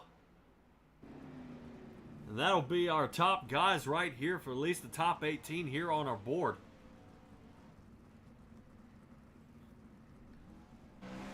Wow. Wow, what in the world was that? All right, and that's going to wrap it up for that one. Let's go ahead and have a little chat with some of our drivers here at the Coast to Coast Network. Man, I'm excited to see how, what these guys had to say. It dragged out a little longer than I thought it was going to. And here we are. So, Grandy, definitely out there, hoping for a good run out of his vehicle there. So let's go ahead and talk to Joseph Grandy in the 518. Here we go, Joseph Grandy, man. Do you got a copy on me here? How you doing? Oh, dude, what? That one lasted a lot longer than I think you expected there, bud. Yeah, I was just trying to survive. All right, well, you go ahead and bring the 518 home in third place. You were definitely under fire there by a few drivers there tonight. Were you concerned at all? My experience on super slick tracks is very minimum. So, but yeah, I was getting nervous. They kept taking themselves out. So. All right. Well, we definitely saw you run low lines. We saw you run high lines. What seemed to work out better? I was struggling on all ends at the end, honestly. So. All right. Well, even one of our viewers out there said they love the Mystery Machine paint job. They all have it. All right. Well, you go ahead and you placed, let's see, 4th last week here in the 410s, and you nail a 3rd this time. You're working. You're working your way up. We're gonna have a 2nd or a win for you next week. Hopefully, depends on the track. All right. Well, we'll definitely have to see about that, but still a 3rd place finish here. Great job out of you, bud. Go ahead and give me your shout outs. Appreciate it. Just broadcast Coast to Coast and everybody that makes this possible. All right. Fantastic job tonight, bud. Short and sweet. I love it. Talladega is next. Hope to see you there, Joseph. All right. Sounds good. Have a good night. You too. All right. Joseph Grandy in the 518, which brings up Kurt in the 218.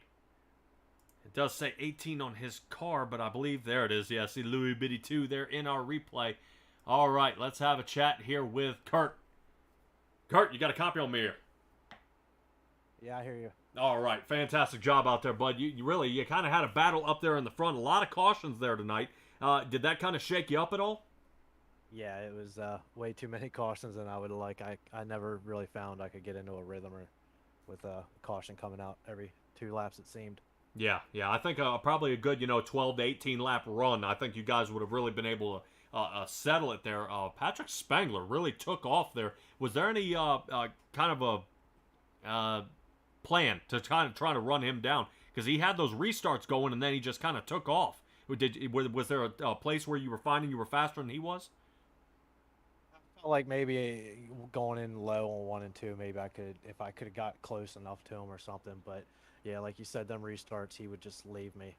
Yeah, and definitely that track breaking down the way it was, it just kind of, not being able to get enough laps in to get that thing kind of secured and put away, is just, it does make it pretty hard there. But man, really, awesome job by the 218 here tonight, placing 2nd place. I mean, is there anything you could have done? I mean, other than what we did? I mean, I'm assuming your answer is going to be less cautions. Yeah, I mean, I guess if I could have just hung with him, but Patrick, he's pretty tough there. So, like I said, man, them restarts, he just walked right away from us. So I doubt I would even had anything for him. I was just trying to hang on and bring home a good finish for the night. All right, well, all the people out there watching you and the sponsors on the car, go ahead and give me a shout out here, bud. Yeah, I got to thank the team, Hammer Down Racing, everybody on there, Brandon Templeton, Brian Dickens, and Joe Halter, the sponsors, Dirt Track Bank, Got Your Six Racing Network, and Nick Vickery and VMR Wraps. All right. I also see Schatzer Roofing there on the top of your car. So we'll go ahead and quick little shout out to them as well. But fantastic job there, bud. Here in the broadcast, we are lining up for Talladega. Will we see you there? No, I don't think so. Oh, man. So you're a dirt guy. No asphalt for you, huh? No asphalt for me. Maybe one day. All right, man. Well, there's definitely three wide racing there. So if you decide to shake off the cobwebs there and give it a run, that's where we'll be, man. Great job tonight. Thank you. All right, Kurt Schatzer there. Awesome job by him going ahead and placing that second place position. Definitely was a mix-up, and that's kind of what you're hearing now. Some of these guys, you can just hear it in their voices, John. Just that frustration. Everybody kind of I want some green flag laps. You got all this power underneath the hood, and I wasn't able to make them run. Yeah, and like I said, that happens sometimes. It is dirt racing. That was probably one of the rougher races that you'll ever see in C2C. All right, we're going to go ahead and get our victory lane here, brought to you by Cool Ray Heating and Air Conditioning. The goal is to make sure that Ray's tradition of 100% customer satisfaction lives on today. Cool Ray is proud of their reputation by providing excellent service to homeowners and business. Their mission is to continue to build long-lasting relationships with their customer through their winning spirit and commitment to 100% satisfaction guaranteed.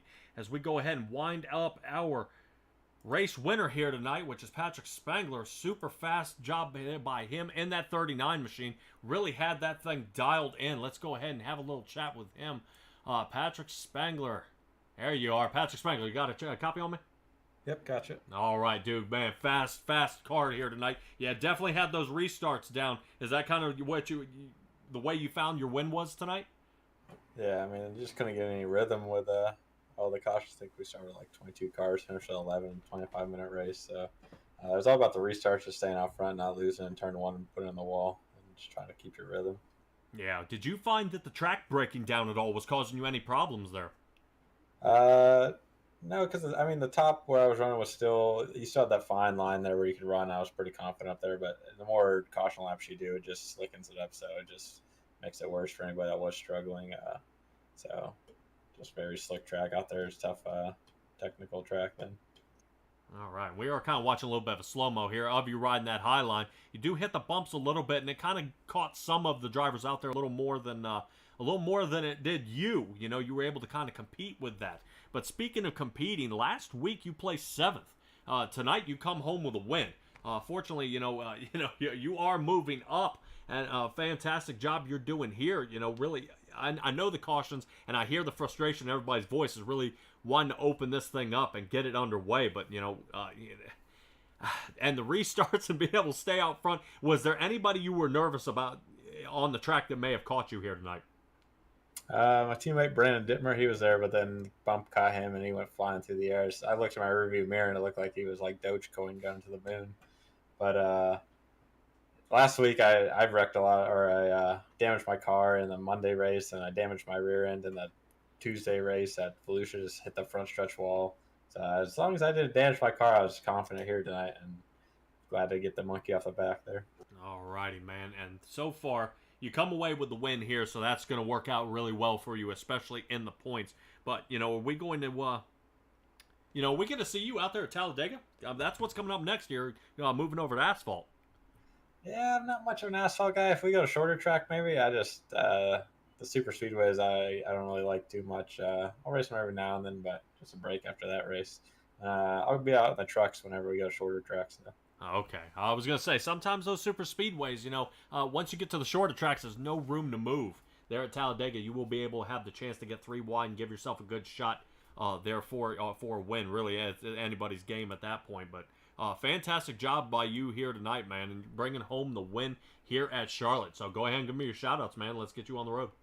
Yeah, just you for putting the broadcast again, Roger for the league, Brandon Dittmer racing with me, teammate tonight, dad and uncle back home watching, and the flagman with a sore right arm. I like that. I love that. All right, Patrick Spangler, great job tonight in that 39 machine, man, and hope to see you next week. Sounds good. See you next week.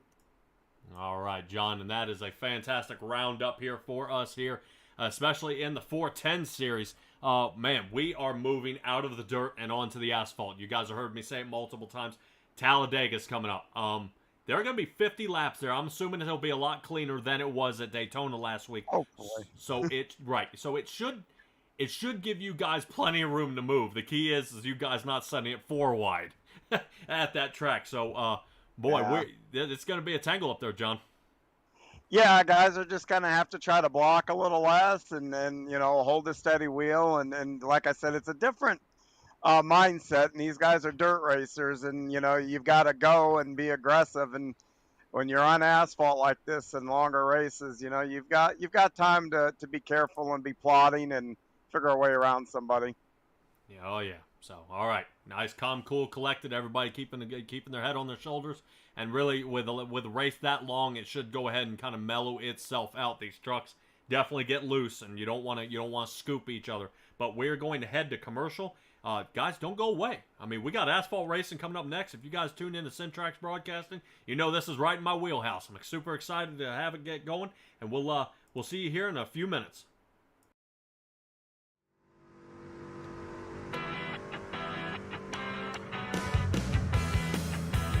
This October, some of iRacing's best dirt racers come together for one of the biggest A-days ever.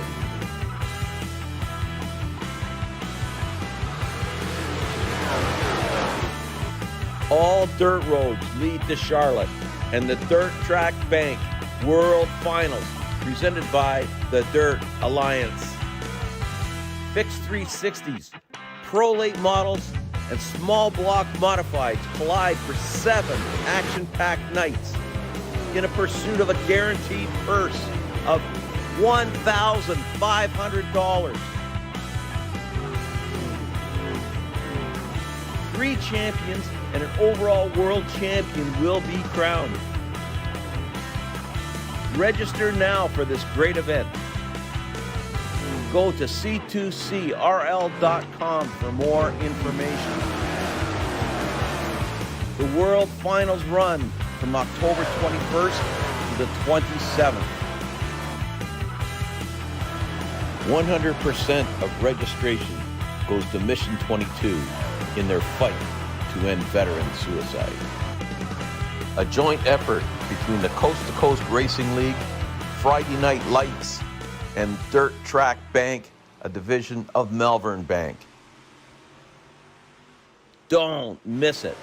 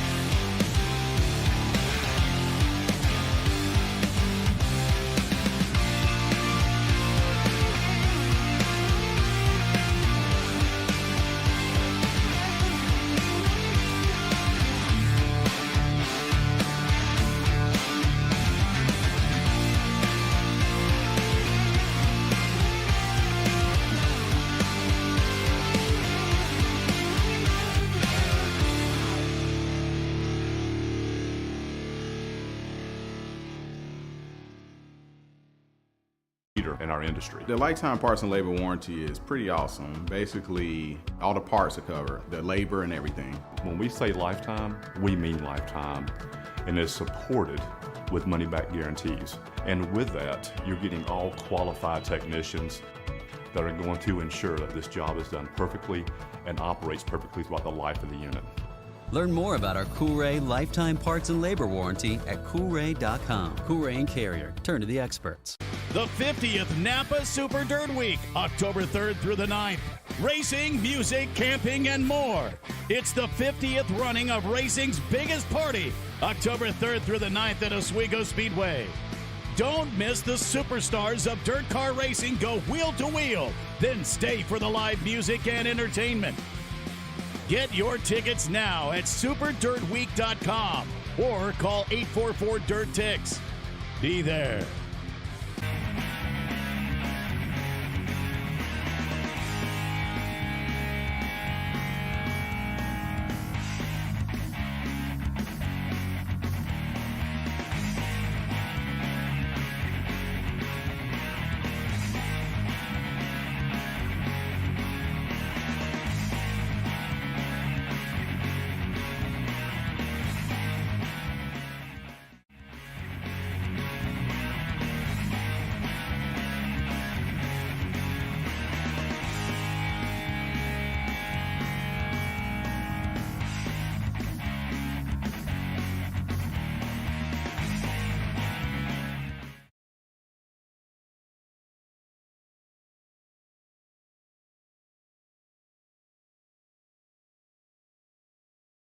Alrighty, welcome back everybody, and we are after the commercials.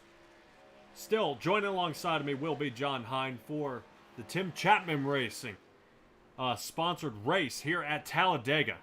These guys just came off of dirt, trying to shake out all that mud out of the boots and go ahead and get their way onto an asphalt track. That, of course, being at Talladega. You'll kind of see here as we go through a few of these camera views. These things, this track is qualified 4-3 and 4 wide. Hopefully these guys are able to calm it down a little bit more tonight than they did last week.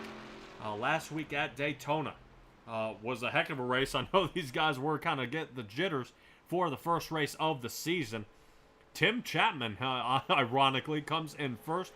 Michael Berthet in second. And Dan McLaren in third.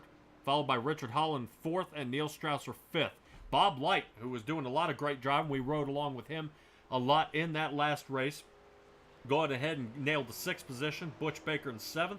Andrew Smith 8th. Jeremy Tate 9th. And Joe Halter went ahead and nailed the 10th position for a top 10 finish here. These guys are going ahead and getting a few more practice laps underway as we get going. Let's take a little look at Gary Sigelkow here in the 25 Chevrolet that he's running. So let's get a little closer. See if we get a good shot of his paint job. I don't know if he's got any. Looks like Fanatec is sponsoring on his truck out there. So a lot of great drivers out here. It's not for lack of skill. I think it's hard just seeing, what you can do, especially in dirt. Is really there is no good slide job, especially here at a super speedway. I know we have about 26, 28 drivers getting ready to get lined up and secured for this one. As we get underway, I believe we have another driver in one of my other leagues I'll be broadcasting as well, Robert Lynch. Cruns for short in the 121 machine. We'll see how he goes out there, but let's go ahead and get this one boiled down. Let's see how that track is looking here tonight on the racetrack. Let's see, Talladega. All right, so we know this is 2.6 miles of track here tonight. The biggest thing you're going to notice, that track temperature there at the bottom left at 100 degrees. So these tires won't take long to start getting heated up. Tires are not really going to be a factor here at this track, but fuel mileage will be. I believe these guys have a fast repair, so if they do bend it up one time, they'll go ahead and be able to get out there. Air temperature is 74 degrees. Beautiful 74 degrees. They're going to be able to go ahead and keep these out there for good engine power. Really, the key to winning here tonight is staying clean, finding a good friend out there, and really the draft. You got to be clean. If you're getting folded up and bent up, anything like we were last week, it's going to be a nightmare, especially for a lot of these drivers out here. So let's go ahead now and take a peek as we get going here to the front. We'll go ahead and pop up there, qualifying as these guys go ahead and get racing around here.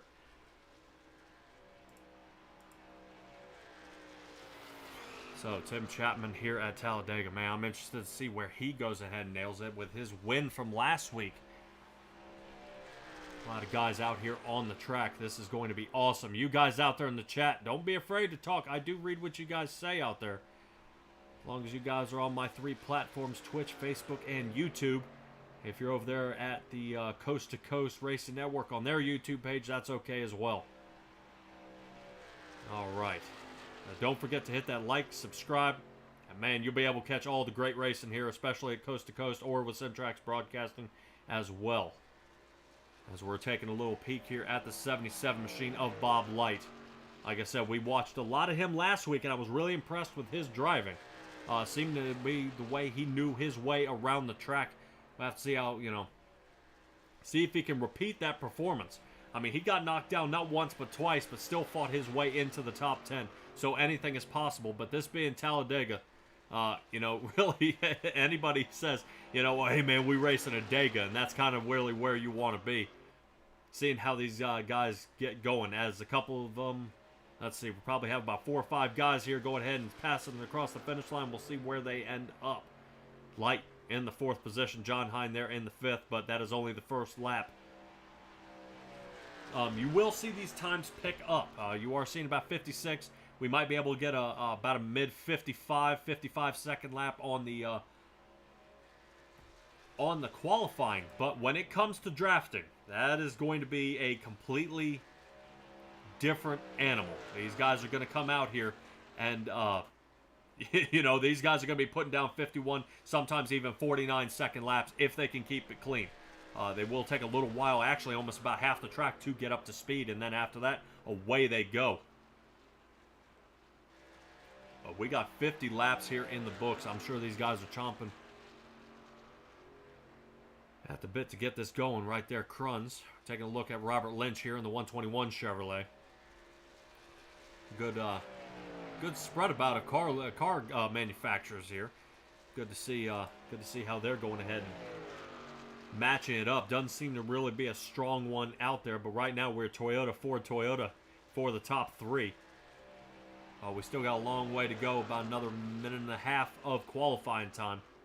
Some of these guys may be just waiting a little bit longer before they go back out there, kind of waiting for a little more track heat there to get around.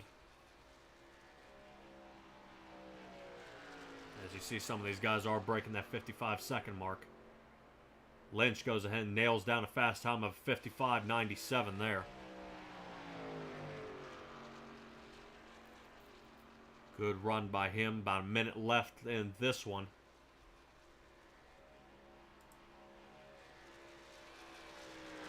All right. Bob Light kind of got bumped down there, back to the 14th position. All right. And a lot of fast trucks out here. It's a Toyota, Ford, Chevrolet right now, 1, 2, 3. We're taking a look here at Robert Lynch, looking like how he's going to go ahead and get his second lap in. He may be able to get just a little bit faster, and you can see he's only off by about, by less than a tenth. As he comes up to the finish line here, gotta hurry up. 10 seconds. All right, and that may be his fastest time that he was able to turn. All right. We are out of time. Everybody's locked and loaded, up and in. All right, looks like 27th and 28th did not qualify, and that would be Jeffrey Kemper and Roland Olson. So let's go ahead and roll this one out as these guys are going ahead and getting gridded up here as we get going. So Dan McLaren will be our guy up in the front row with Neil Strausser on the outside of him. So, man, that's going to be a fast front row. With Robert Lynch in the 3rd position, Richard Holland in the 4th. Let's go ahead and get a little closer to these guys. That way you guys can see what they look like. All right. And it looks like Pat Boyce there in the 5th. Christopher Berger there in the 6th position as soon as he gets loaded in. Looks like Joseph Canellis there in the 7th position, the 1 car. Terry Landis in the 161. So, Cool car. You will not be able to miss him in that car.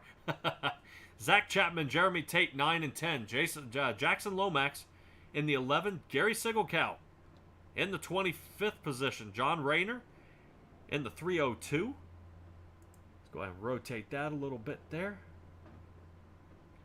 All right, Bob Light, 14th position, back here in the 77 Chevrolet. Looks like Jason Sams in the 911, Mark Gilbert in the 76, Steven Bixler in the 75, which will put Bill Calder on the outside of him with Donovan Ross in the 5. Putting him in 19th and rounding out our top 20 will be Preston Cranmer. We saw him get launched into space last race, so hopefully he'll be able to keep 4 tires on the ground this time. Jeff Harworth there in the 45 machine. Looks like the number 200 of Jeff Flaro. Good to see him out here. Wasn't sure if he was going to make it. In the 22nd position. 23rd will be Andrew Smith. Looks like Dean Meltzer there in the 24th position. Boy, look at how many cars we got showed up here. Tim Chapman in the 25. In the 25th position, the 37, followed by John Hine here in the 71, Ford in the back, Jeffrey Kemper in his 181 Toyota in the 27th, and Roland Olson going ahead and rolling out in the 25. So a lot of these guys, let's go ahead and rotate up to some of these guys who weren't quite out here. Want to make sure they get some good camera time here. All right, that is going to round it out for us here so far. Some of this won't be based as much on the gap time here tonight. These guys are going to be pretty close together. I know, John, very daring of you to start so far in the back there, bud. Yeah, I got about halfway through my second lap, and I thought, you know what? I don't know that I want to be up front with what we saw last week. I'm going to try to hang out and keep my car together here, and maybe towards the end we'll try to make a run up through there. All right, so you're going to give it that Bob Light shot, you know, kind of see if you can avoid all the wrecks coming through, but we'll have to see from what you can do with that. Let's see. A quick little shout out there for Mauer Farm Management. There up at the top of your screen. Boy, this is going to be awesome. Talladega is really one of those ones where anybody can win. There's no, if the guy in first does not mean you have it. If you're in 7th, does not mean you're not capable of the win. And if you're even starting back in the 22nd or even back to the 27th position, it does not matter. You still have a chance to win this one. This track gives a lot of opportunities. The key is just being able to take them. I believe the fastest mover one time I've seen before was actually Dale Earnhardt. He was actually able to go ahead and place a good come from behind. I believe he was in 18th position, and in 3 laps came back into the top 3, and the lap after that won the race. So if you're able to find your buddies, pick your line. This can be a heck of a track to really get around. But Dan McLaren and Neil Strauss are up here in the front.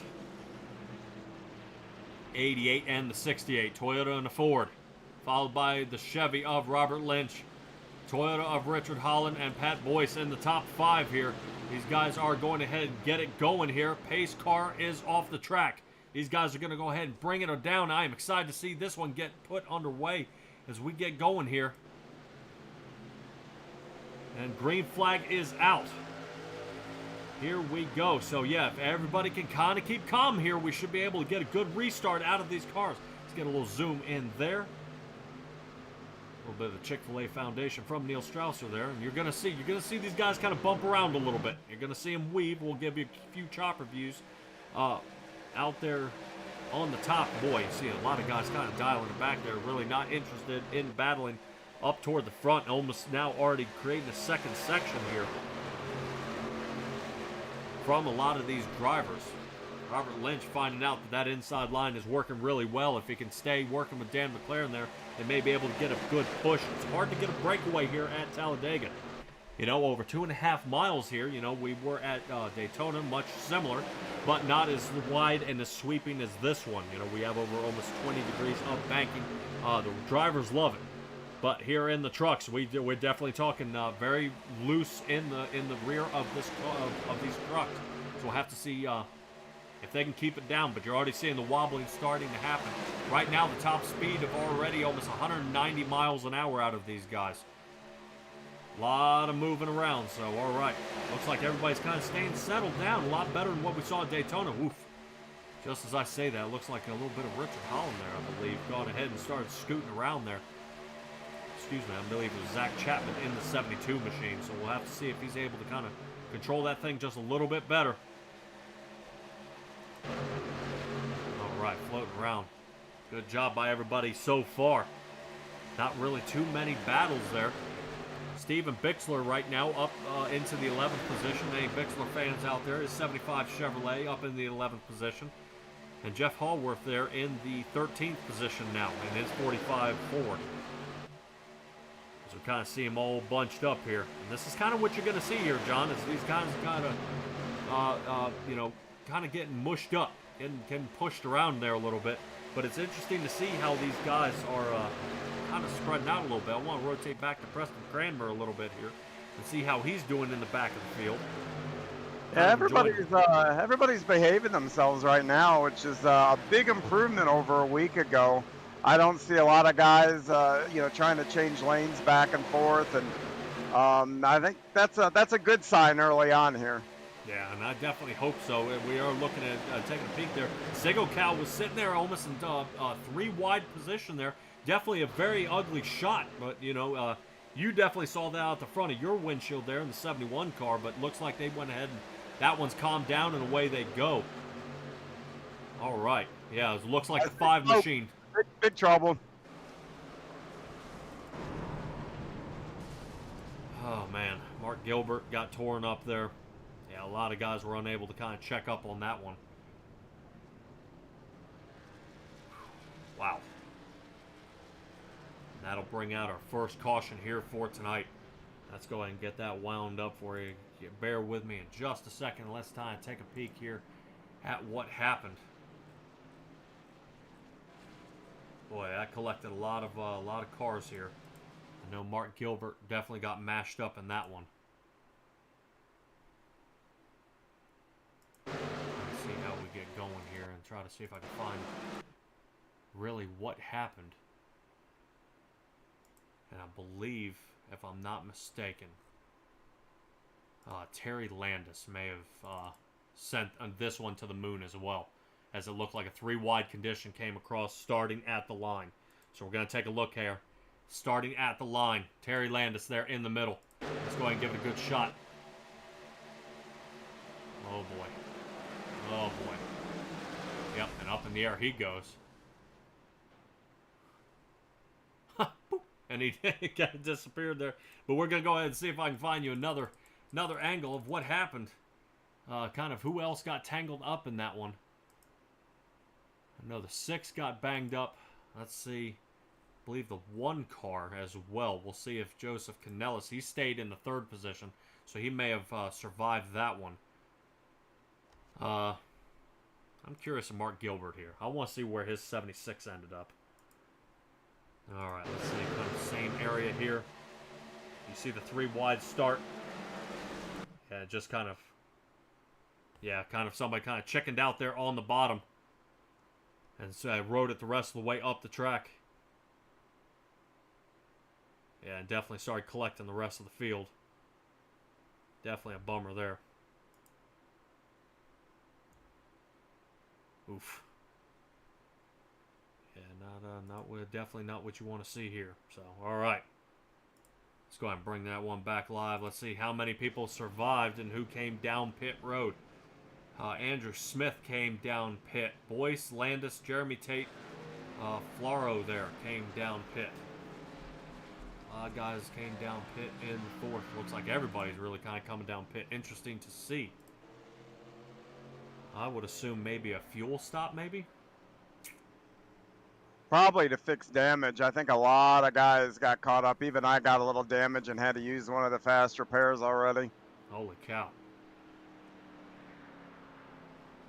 Yeah, and definitely not what you want to be rolling around out there with, is seeing any kind of damage. You know, it gets ugly real quick, especially when you need aerodynamics here at Talladega.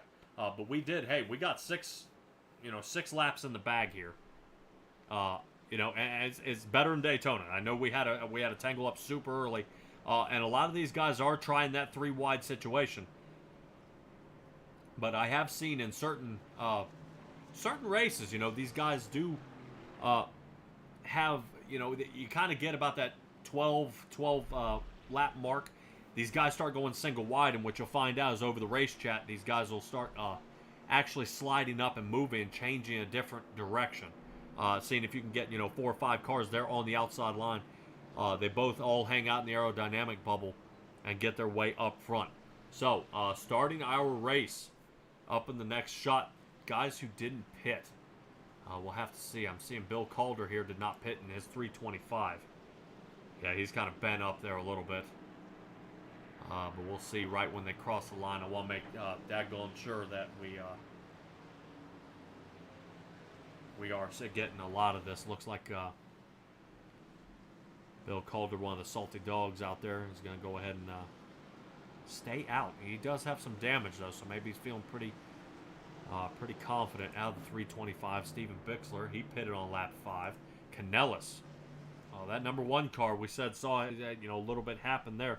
As we'll kind of see him drive by and see if he has any damage on his machine. I thought he caught a little bit on that right side, so we'll take a peek.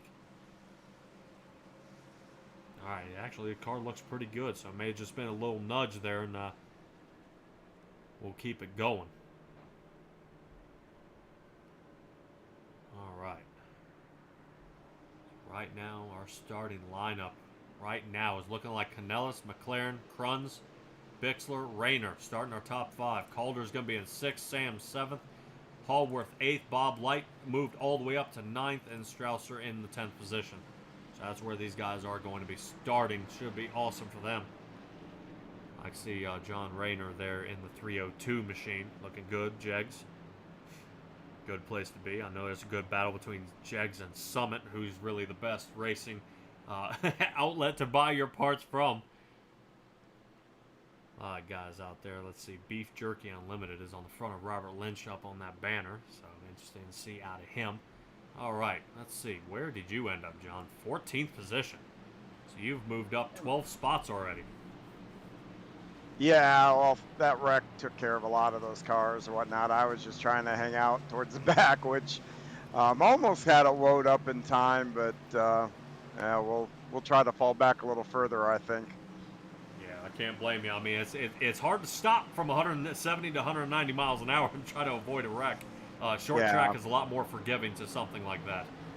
Yeah, and this is a self-cleaning track, and what I mean by that is, a high side is probably the more favorable place to be because the cars that wreck, they eventually slide down the banking. So I was on the bottom, and everybody's sliding down there. So maybe the second run I'll stick up top here and hang out up here and see if my fortunes change. All right, hopefully they will. Hopefully they will. This is a mix-up. We still got a bunch of cars still on the track. A couple of guys are still down pit road. Kemper, Flero, Boyce, and Landis are a lap down. Everybody else right now is on the lead, lap 22 and up. Looks like Andrew Smith and Jeremy Tate may have checked out. I'm unsure. I may be incorrect on Smith. Looks like he's coming out of pit now. Jeremy Tate still under a lot of repairs, but can't blame him. So let's go ahead and get this one back underway. As Barney already got his arm wore out in the 410s, is now going to go ahead and give it a shot here at Talladega. With this gearing, you're going to see the restarts being a little bit slower, so no real breakaways for a lot of these drivers. So McLaren and Canellis are going to be able to pull out that front row. Outside line is favorable a little later in the race, just due to the amount of track time that you need for it to heat up. But McLaren goes ahead and pulls out front, taking the first spot with Canellis behind him. Looks like Bixler and Kruns is getting stuck, but we got guys diving way down toward the inside, and really I guess they're kind of checking out, hoping they can just survive this race, as it looks like we got contact for a car there in the back.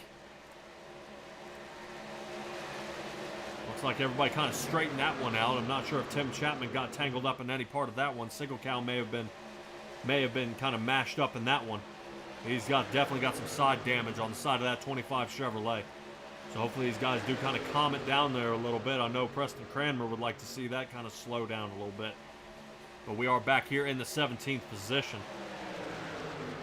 Watching them still kind of fight here a little bit, 3 wide. All right, looks like they calmed down there just a little bit, and really, so it looks like the car checks up way big time up top. 181 and Jeffrey Kemper there, up there on the highest side as he can go. So he's going ahead and playing the safe 3 wide. Now let's rotate back up front, as I see Tim Chapman, I believe, sliding around up here. I guess trying to find a good lane. You know, once you hit that aerodynamic bubble, it starts moving. But John, be careful, that 45 machine in front of you, man. I guess y'all are trading paint front to rear. Yeah, I feel like he just hit the brakes. Yeah. That's all I could do not to wreck him there, but yeah, definitely difficult. Yeah, it's yeah, close call, but we'll go up top here, go all the way out here to the wall and see if we can get around them. All right, well, definitely you do see the pain of when that draft goes away. It is like somebody slams the brakes, because you just get all that air and slams it right into the nose of it. The only way, from personal experience, to really kind of save anything like that is the door draft. And I figure once you guys start learning each other a little better out here, the door draft will be a lot more favorable. When you can trust the guy to stay down in his lane, that way the air kind of goes off the front of his nose and across the front of yours, and you are able to kind of stick there on the outside lane. But yeah, you're starting to feel that free up there a little bit as that 45 is getting a good draft now. Jeff, really appreciating the, looks like, I believe, the 91 machine in front of him. 911, I believe, of Jason Sams is now getting blocked up by Bob Light there on the outside row. But Bob Light knows where it's at. He's going to be able to stay there on the outside row as well and try to go ahead and give it a heck of a push there toward the inside. And he's doing just that as he's riding down, trying to get a little bit of that door draft. There, it looks like from Robert Lynch. Boys, another 3 wide situation comes up here, so everybody trying to play safe.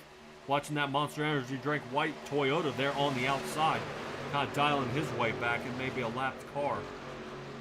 Staying there toward the back, but it looks like no harm, no foul. Everybody's there. Whoa. We're seeing that looks like John Hine there getting a little bit loose. Looks like our production crew had bad camera placement on some of these shots here. You guys do see a lot of the crowd and the wall there.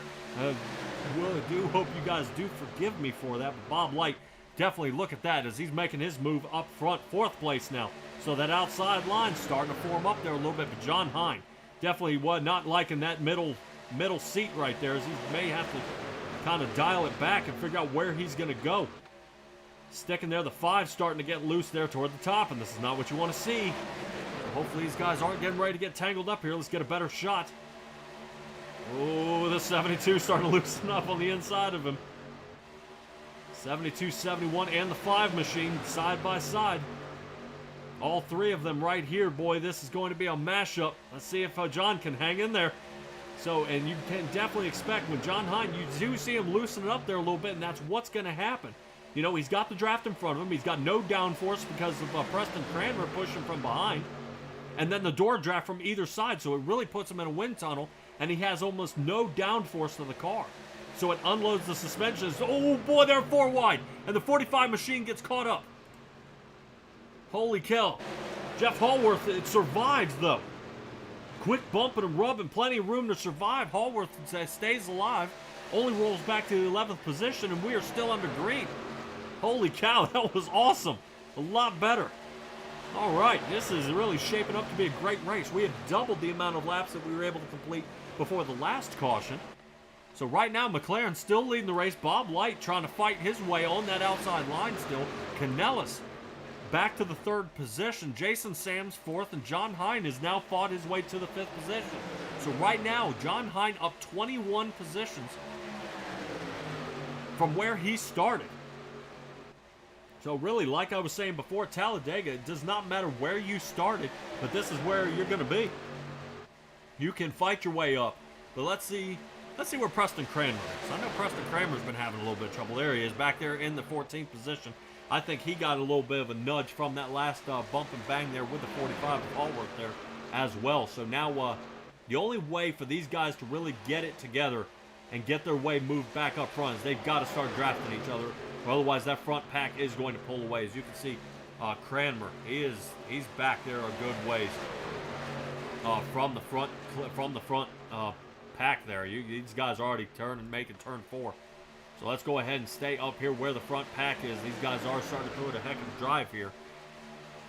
But it looks like McLaren, Bob Light, and Canellis, these guys look like they've raced all by with themselves together. So the 88 Toyota and 2 Chevrolets, the 77 and the 1 is who I'm talking about here. But Jason Sams trying to take his 911 machine there on the outside line, trying to see if he can compete as well.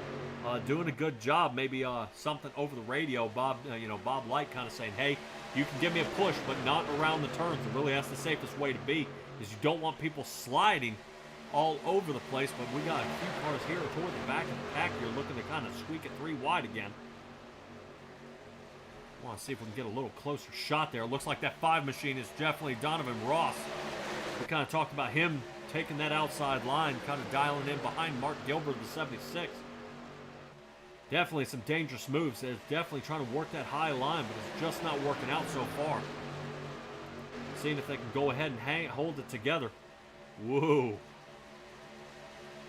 John Hine gets a little wiggly there. Let's go ahead and rotate back up to them as this is getting ready to be another 3 wide position. Bob Light doesn't like to see that, but if John knows better, he's going to get behind Bob Light. I know during practice these guys were pushing each other before. And really, they seem to work well together. It's just kind of... now it's, hey, I met you before, and now you know what to expect. So Bob Light really appreciating seeing John Himes Ford pushing that Chevrolet down the track, but they are coming up on some lap traffic here, and this could pose a problem. Let's go ahead and give a little zoom out here and see if any kind of an issue does arise. As we're going to an Ace Designs drone view here. Boy, that's close. All right, it looks like everybody survives. I believe it was the 69 machine, kind of cutting through there.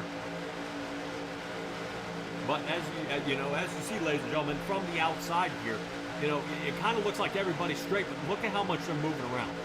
I mean, the car, man, it just, how are they trying to hold on here? Jeff Flaro here, one of the lap car down, he's up here still in the front pack. As long as he's keeping up, that's not a problem. No harm, no foul. But really, you're seeing that outside line starting to form up, and here they go. So now Bob Light, John Hine have now fought up into the front here as Mark Gilbert there. In the 76 will be your next guy in 3rd place, 200, wishing Flaro there, wishing he hadn't gotten tangled up in that last one. But here we go. You see that outside line fall apart. Now the inside line starting to catch up again. So now going to have to watch out for that lapped car here. Kind of staying out of the way. Awesome job. Talladega opening up that favorable 4th line there on that front stretch. And now sweeping move there by Dan McLaren there of the 88. Now into 2nd place. So now Flora will have somewhere to go. All right, and that'll be it for Ace Designs drone view there. As let's get a little closer to the action. And we are under caution.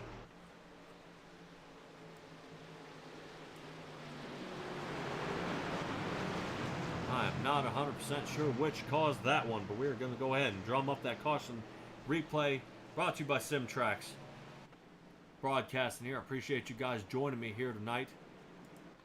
Not sure kind of what caused this tangle up, but we'll hopefully we'll be able to find it here pretty soon. Let's see if anybody got bent, any kind of smoke anywhere from any of these cars. I know Single Cow got banged up there before with Cranmer, but I don't know if that had anything to do with it as well. These guys are starting to slow down just a little bit here.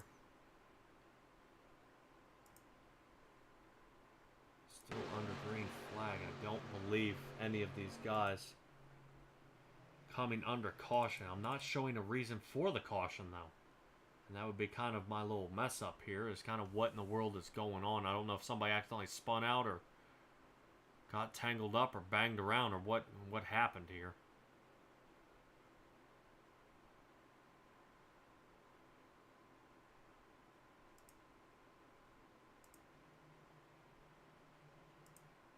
Oh man, I think I might have found it. I think Cranmer might have been involved. Oh boy. Alright, let's see. Let's see. All right, here we go. Preston Cranmer here. Let's see what he has to allow here. Full speed. Let's see what happens. So Landis there. All right, so it was Terry Landis who ended up getting turned around. It doesn't look like too much happened from that one. Oh, not too bad. We'll kind of see if he made any contact with anybody here. And see if he kind of touched that 181 of Jeffrey Kemper here. As I believe we got a few guys in the front starting to pit. Oh, yeah. How? Wow, what in the world was that? All right, let me see if I can get another shot here. And kind of see if what some people love to call a little, if it's an iRacing incident, if we got a little bit of net code here. Let's take a little peek again. Yeah, it didn't look like contact there. It looked like a little bit of door draft. And it kind of took out Landis there. You did see the gap between the two trucks. And has gone ahead and sent it around. But good job by a lot of those drivers back there. Cranmer, awesome checkup there. Awesome checkup. As it looks like he goes ahead and survives that one. So Cranmer, awesome job by him. Right now he's in the 13th position. I want to take a ride along with him. As we got a little bit of time. At what he kind of he saw coming up to this wreck. All right, here we go. Preston Cranmer. Good checkup. Good checkup. All right. Great job by him. All right. Preston Cranmer, really, we saw him last week. It really was an ugly showing for him on that run as we get to see him out here. Boy, it is going to be a mix-up here, but we are already 20 laps into this race. And a lot of guys, excited to see, and that's what you're gonna see. I mean, we only got 2 cautions, and that's not too bad, especially for guys really being able to, having their one shot here is, they pressed and pushed last week at Daytona, and these guys really didn't have a feeling for each other. And here we are, into week 2. And a lot of guys, still trying to show their moves and see what they can get done out here. And they're doing a fantastic job. But let's go ahead and rotate up here to Bob Light. Super job by him in the 77 machine. Starting out in the front row, Rayner in second, McLaren third, Zach Chapman and John Hine there up front. Looks like everybody so far has pit on lap 19. Canellis went ahead and pit on 17. Yeah, most of your guys I can see so far through your top 17 drivers pit on lap 19. So, I know, let's see, John, you were at 19. How was your fuel window on that one? We were getting down to it. I was probably only going to go about another lap or 2 before we were going to have to pit there. So, took some tires, and we're going to strap it up here and do it again. I got to Bob's bumper, and I was glad to see him, and we rode that combination to the front there. Let's see if we can do it again. Yeah, really, that worked out great for you, being able to push up there toward the front, working with Bob Light. Pace car lights are out. I'll kind of let you get back to it here in just a second. So I know you pit back on lap 4. I'm assuming it was a fuel top off. Here you are pitting again about lap 20.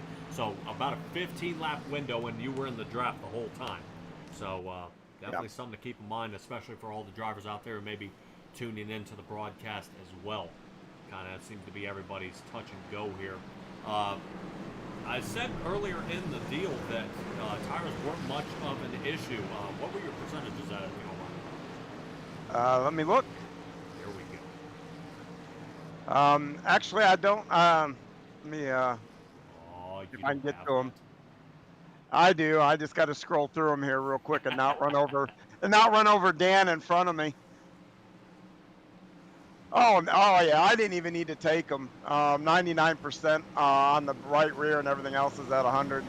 But I took them, and this will be the last time I take them for the rest of the race. So. All right. I think everybody else is probably thinking the same thing. If it was just a fuel stop and go, then maybe. But yeah, definitely right sides is possible. But heat cycling in the tires will definitely kind of tangle up some of these guys. So, all right. So this will get our front row going back with Canellis and Bob Light. Bob Light, I'm sure, happy about riding that outside line there. John kind of fell back there a little bit to the 5th position, but you are up 21 spots.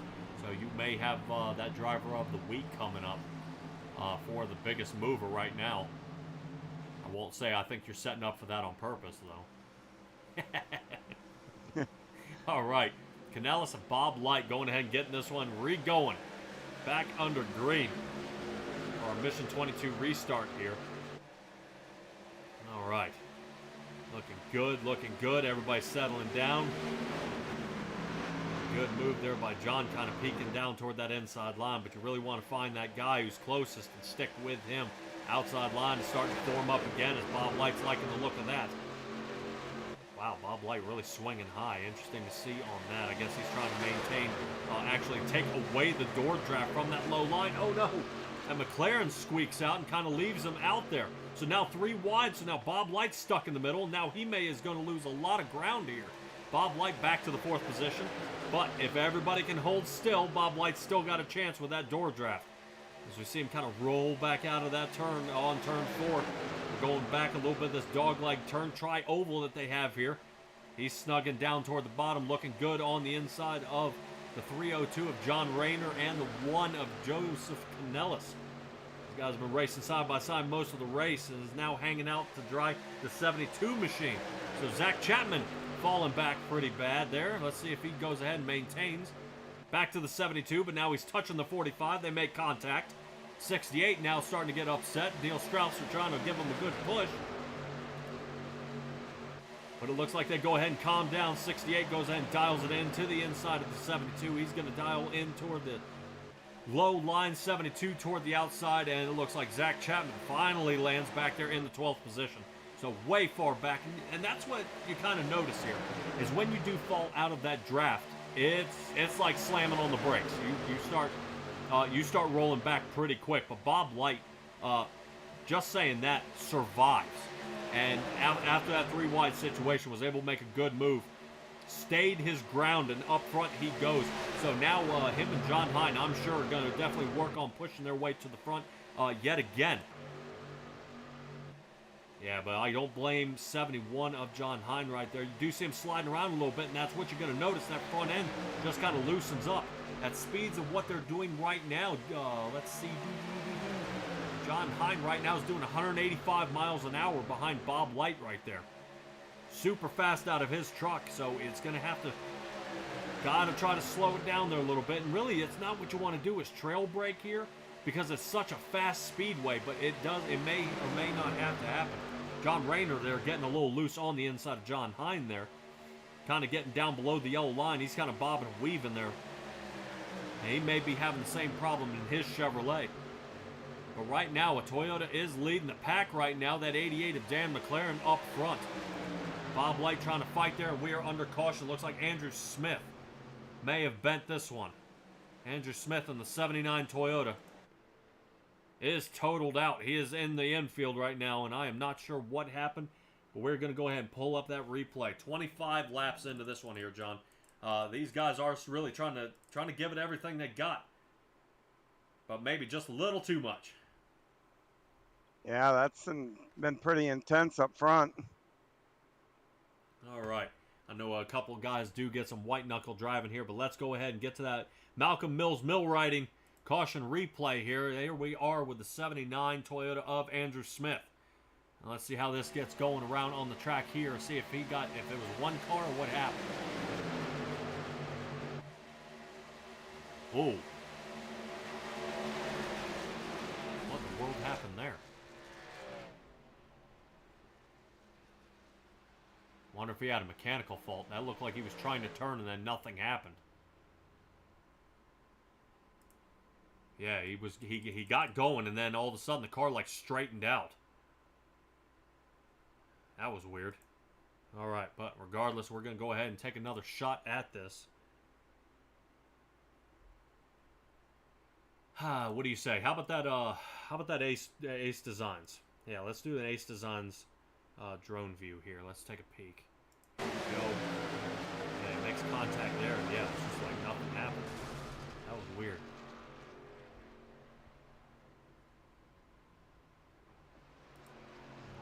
give it one more shot here. These guys have plenty of time to get around the track, so we can give you all the views you guys want out there. I know you guys who tune into Simtrax Broadcasting a lot, I love giving you guys that onboard look. You know, you do give it another shot. And to me, this gives you the chance to see if he did have a mechanical issue since we don't have access to his radio. Let's take a peek and see what his wheel does. Makes the turn. Whoa, boy. That's a wonderful ride out of him. As that thing gets flipping and flipping and flipping. All right, and the wheel's still turning, so he may have just bent that one. All right, no fear.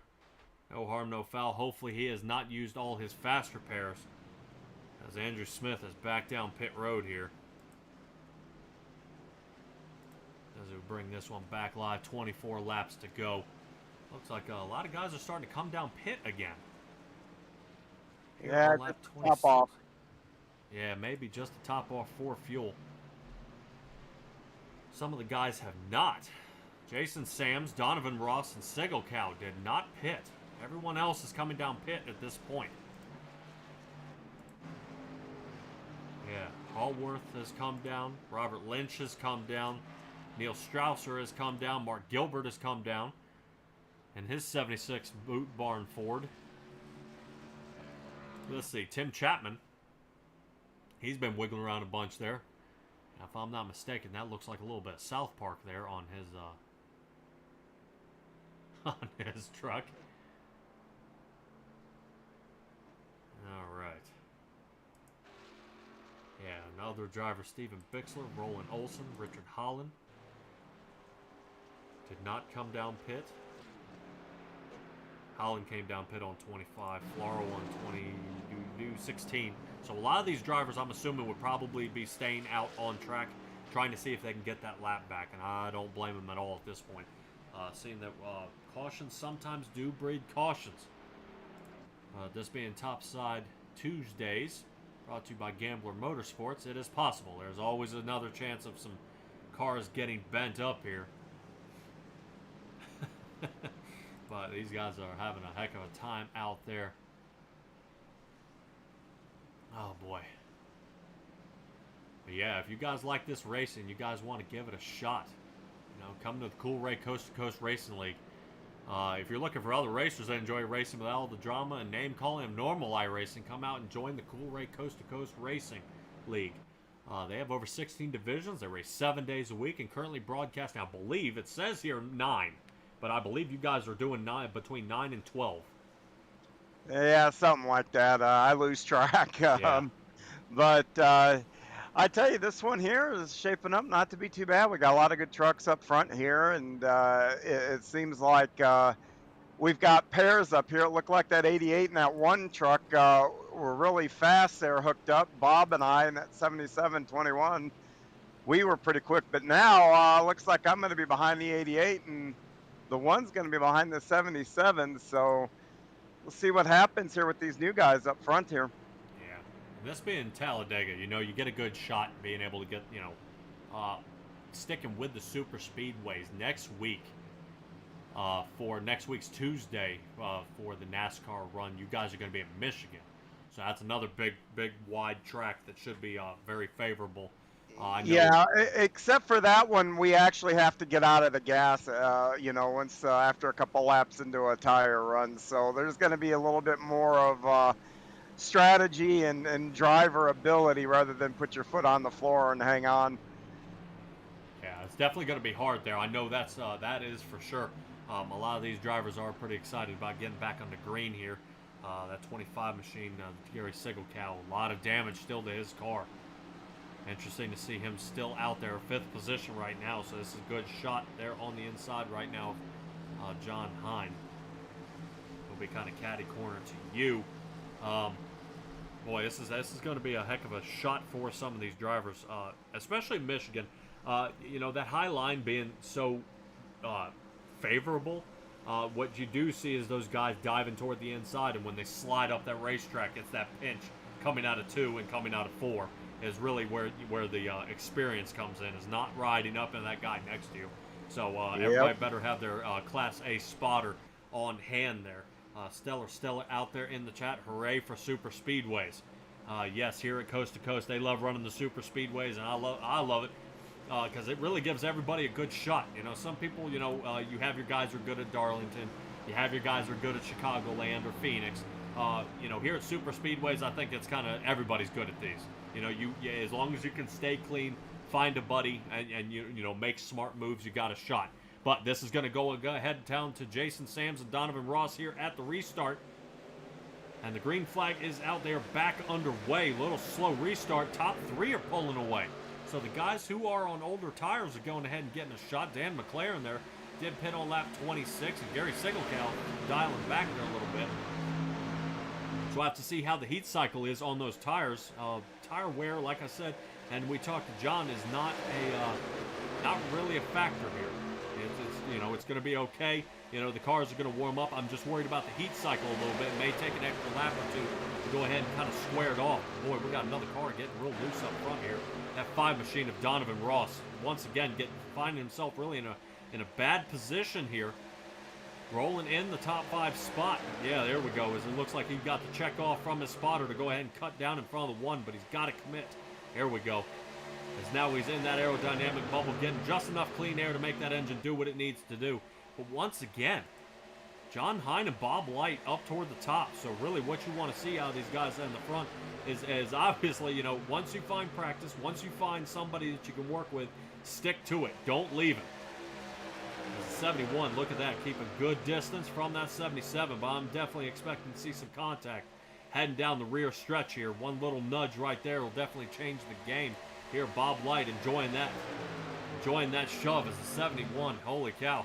John Hine making a heck of a push. Let's take a little cockpit ride along with him. And you see how close, little look out that left side there.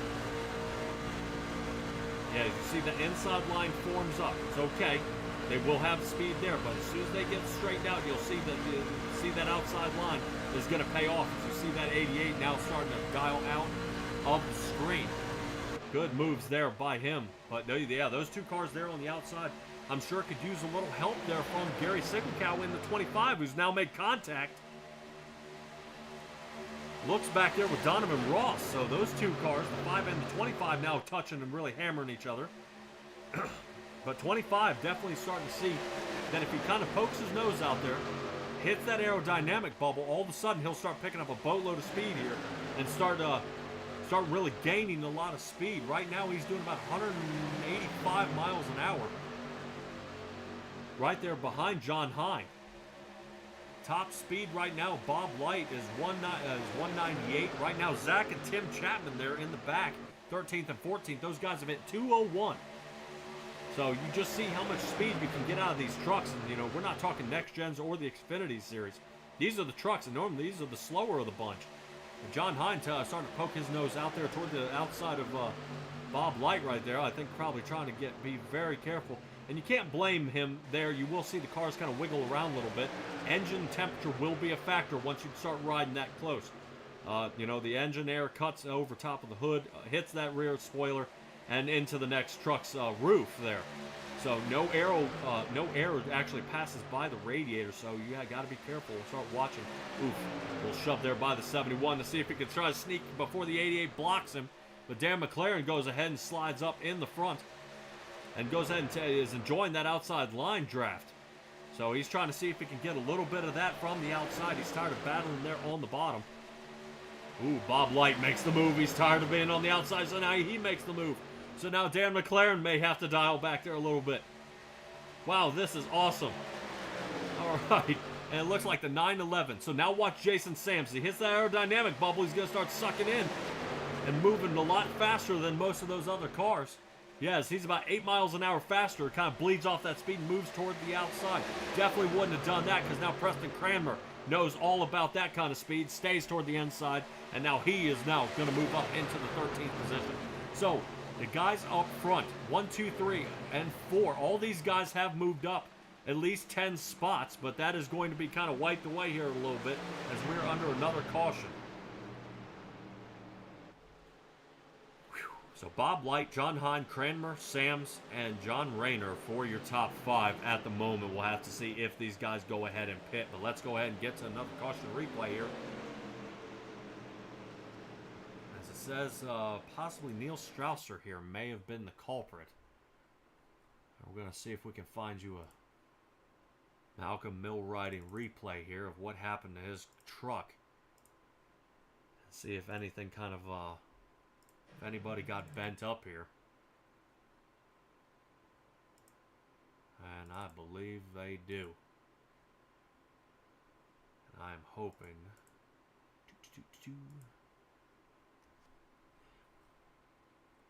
Yeah, once again, I want to appreciate everybody for tuning in to Coast to Coast Racing Network and Simtrax Broadcasting for you guys out there. I know I only got a few eyeballs on me, but yeah, go ahead and hit us up in the chat, like and subscribe. I appreciate you guys joining me every night, especially you, Stellar Stella out there.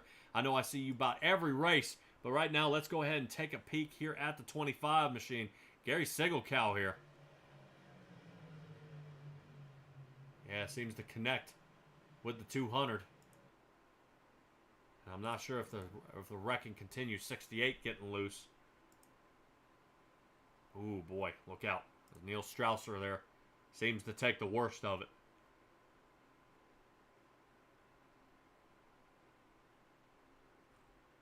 See if we can get a better shot of 68 here.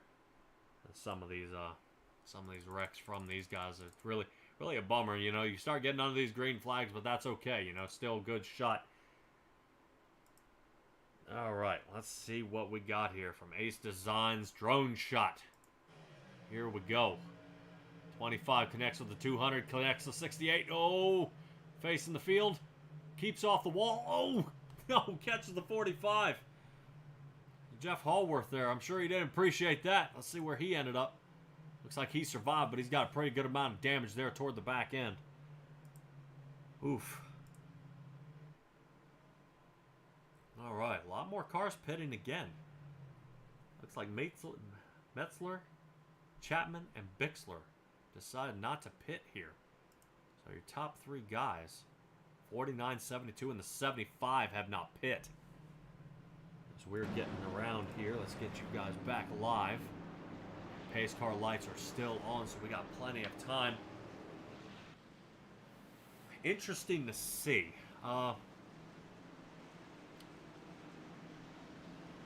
John, this puts you back in the 7th position. I'm not sure if this gives the wave around for 1, 2, and 3 here, or if these guys were on the lead lap. If they didn't pit, by NASCAR's rules, if they don't pit and they're at the front, they'll get the wave around. So yeah, if they're, I see, I think Jeremy Tate, Bill Calder are two that I see in front of me that I know are a lap down. But I don't know that they may be falling back. I think to get the wave around, you have to be behind the pace car. So let's say you were like 4th in line, but the first car lap down and the first 3 cars pitted and that puts you behind the pace car. Well, when those cars came out, if they were behind you, then you would have been shoot around the pace car. But I don't know what they'll do with these two guys. Yeah, we'll have to see. Metzler pit on 25, Chapman on 26, and Bixler on 27. The rest of you guys are 32, 33, and the rest are 34. Robert Lynch ended up 32. Canellis ended up 33. So we'll have to see if they go ahead. Looks like, okay, there's Zach Chapman coming down pit now. And I believe Steven Bixler as well is going to go ahead and come down pit. Yeah, so these guys may just be buying that extra lap of fuel. Which I can't blame them, really. You're kind of getting close to that fuel window. As if it is that 15 laps, it's starting to get close. If this does go green flag all the way to the end, that may be your last tank of fuel, as there are only 15 laps to go. So pace laps are helpful. I would probably, knowing me, if you would be able to keep out there under green flag, I would definitely be clutching it at this point, because I just don't know if I'm going to make it to the end. But a lot of these guys, especially Metzler here in the 49 Chevrolet, he's feeling pretty confident here. We'll see how that works. I mean, he may be banking on another caution ending up for him. But as we look at all the logos, Fords and Chevys really own the top 10 here. Only one Toyota of Dan McLaren, who's been up front most of the night. is actually starting back in the 6th position. So you just notice how these cars are picking up a lot of speed. And what I said about qualifying, these guys qualifying about 55 seconds. You do see some of these guys in the mid 51s and low 52s. So you just notice how that draft is helping out. I mean, shaving off over 3 seconds is pretty fast here. But man, Talladega, this this is really where it matters. I'm interested to see who else can get their way up front here as the pace car lights are off. So it looks like Metzler and Robert Lynch are going to start in our front row. 49 and the 121. Canellis and Bob Light in the 2nd row. 3rd row is going to be John Hine and Dan McLaren. Jason Sams and Preston Cranmer in the 4th row. And the 5th row looks like John Rayner and Donovan Ross. So Cranmer is surviving. He's behind you at this point, John. And hopefully you and Bob Light, I'm sure definitely I expect to see you guys starting to work your way up there. But you guys have gotten separated just a little bit as the pace car is off. As we're getting ready to line back up for another fantastic restart here on Mission 22. We're going to see how this one unfolds. Boy, this is going to be a really a great run to the end if this one can stay green. I expect to see everybody from the 45 truck and up going ahead and getting this one away. Barney's got the rear end flag out, and away we go. So Metzler going ahead and taking away the lead. He does have some front end damage. I don't know if that's going to cost him early in this run. If somebody else is going to notice, he just doesn't have that top speed. So that top line is just going to form up and start walking away with this. So Bob Light is going to enjoy a lot of that pushing from the outside there. Boys, we're getting ready to start swinging 3 wide. 88, Dan McLaren is wasting no time starting there on the inside. Let's get a little closer look. As Robert Lynch is now leading the Talladega run here at the Coast2Coast Racing League. I know he'll be pretty excited to get a podium finish here tonight. But he still has 14 to go. Getting this one wrapped up. Bob Light staying true to that top line with the 911 of Jason Sams. Here we go. Boy, he was still getting a few 3 wide stretches out there. John Hine kind of getting squished in the middle. He better be careful. The 49 and the 1 touch. As it looks like the 37's getting loose. John Hine is in the worst possible spot right now. But watch this aerodynamic bubbles. We kind of watch him reel him in. Let's see if we can get a quick chopper view of that Ace Designs. There we go. So you see the aerodynamic bubble. Look how it's working for that inside line. Oh boy, as somebody takes a quick peek there toward the inside. 5 may be able to go ahead and dial it in toward the center there. Awesome job, and now everybody calms down just a little bit. So everybody takes a quick deep breath here, and now everybody starts back again where the separation is going to start, as it looks like somebody's trying to make contact with John Hine on the left side. John's got to watch out as contact's made again there on the left inside quarter panel. All right, so now John is on the outside of the 3 wide shot. Preston Cranmer is going to follow that middle truck as well. This is dangerous. All right. And you just kind of see how these guys are kind of working it out here. You know, it's dangerous to see, Jeff Floro here. Very fast as Jeff Floro gets turned around. Bad move there. Oh, no. Floro toward the inside. Engine damage. No caution. Let's continue up front. Holy cow. All right, so some crises are averted. But right now, watch Preston Cranmer here, as I've been talking about this aerodynamic bubble. Watch. You see how it kind of magnetizes there. Ooh, dog. Looks like one truck there kind of gets dialed back there a little bit. 68 machine. He now falls back to the 12th position. So you see how that gets moved around. All right, so our top 6 right now. Let's get back to the race. Bob Light and Robert Lynch up in the front lanes. Battling it out between these two. McLaren in the 3rd position in the Toyota. Battling it with Jason Sams in the 911. Preston Cranmer on the inside, and John Hine survives in the 6th position. But he's got to watch out because Donovan Ross in the 5 wants a lot more, along with the 181. The 181, I believe, is a lap down of Kemper. He's actually 2 laps down. 181 in the 2nd position. Just goes to show you, even though you are laps down, you are still fast. So you'll be able to go ahead and stay out front there. This looks like the 72 car. He may be a few laps down. Zach Chapman, he's dialing back there, trying to see if he can get squeezed back into the pack. And really, once you are a lap down, you want to, you don't want to lose any sight of any of these drivers. Yeah, look at John Hine there giving a good shot there to Jason Sams, who's running in the third position right now. Bob Light surviving, but not without Robert Lynch giving it a good shot. So these guys out front nudging just the edge of about 200 miles an hour. About 194, 198 to be exact. Oh, Robert Lynch throws a block with 10 to go. Bob Light having to watch out. Holy cow. As that slows down one of those drivers, looks like somebody got loose behind John there. Looks like Neil Strausser may have got tangled up, and we have a wreck. Dak here in the back of the 68 machine is around. Wow. All right, out there in the chat, Nick Alves just checking in on the GOAT AAK Patrick. Hey, I appreciate it, Nick. Appreciate you coming and joining us here at the Coast to Coast, man. These guys here at Talladega, they're having one heck of a run. You got to admit, if you're just now tuning in, this is only our 5th caution in 50 laps here at Talladega. Definitely a better turnout and a lot better racing than what we saw at excuse me. Wow, we are at Talladega. Here at there at Daytona. But we are starting to see a lot of these guys getting tangled up here toward the end. We're seeing Robert Lynch getting the lead in some races. But let's go ahead and see what happened to Neil Strausser here. Wow. That happened a lot faster than I thought it was. Let's see, the 68 of Neil Strausser there kind of getting spun around. Really, everybody else survives except him.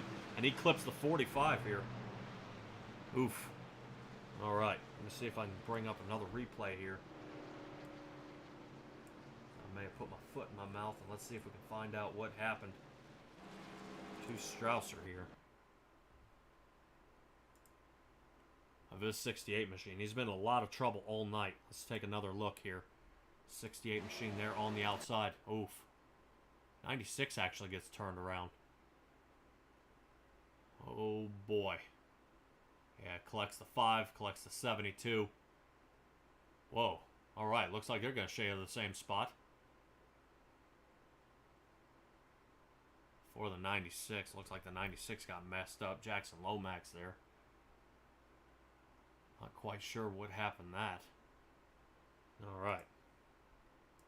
Say we, yeah, let's take an Ace Designs drone view here. Originally known as the Michelin Chopper View. But that is not going to be any longer as we've got a sponsor for our chopper here, John. But let's go ahead and get this one underway. Let's look at the 68 here. He definitely sees the 96 getting tangled up with the 5. 2 snakes his way through. And 68 kind of gets mugged there and gets a nasty shot from the back. Hopefully 68 still has a fast repair. Oh no. Boy. We're going to take a quick little peek here, and I believe... And I got caught speeding on pit road, so that's going to take me out of the mix for the win. Ooh, come on, John. Yeah, I gassed it up just a split second too early, and it cost me. All right, well, here in this league, does that vie as a drive-through? Or are you... No, I dropped to the end of the longest line, so I'll go behind the whole field, and with 5-6 laps, there's no way that I'll get back up there unless they wad it up pretty good up there. All right, well, you are definitely going to have to pray on that one, because right now I see you 10th position. I'm sure you're going to have to dial back just a little farther. Wow, that's ugly. That's going to undo your night. Still good showing out of you, bud. You did a heck of a lot of driving up there toward the front.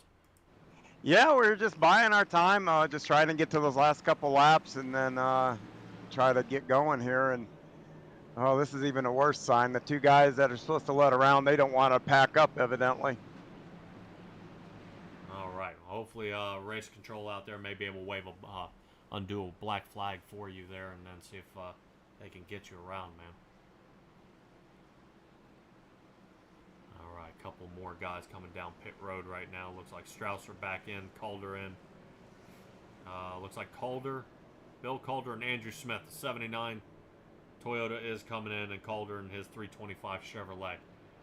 All right, let's get a little closer as I believe pit car lights are off.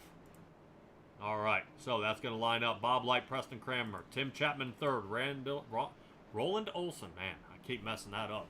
Dan McLaren there in the fifth. Robert Lynch, who was up there leading, now back to the sixth place. Jason Sams in the seventh.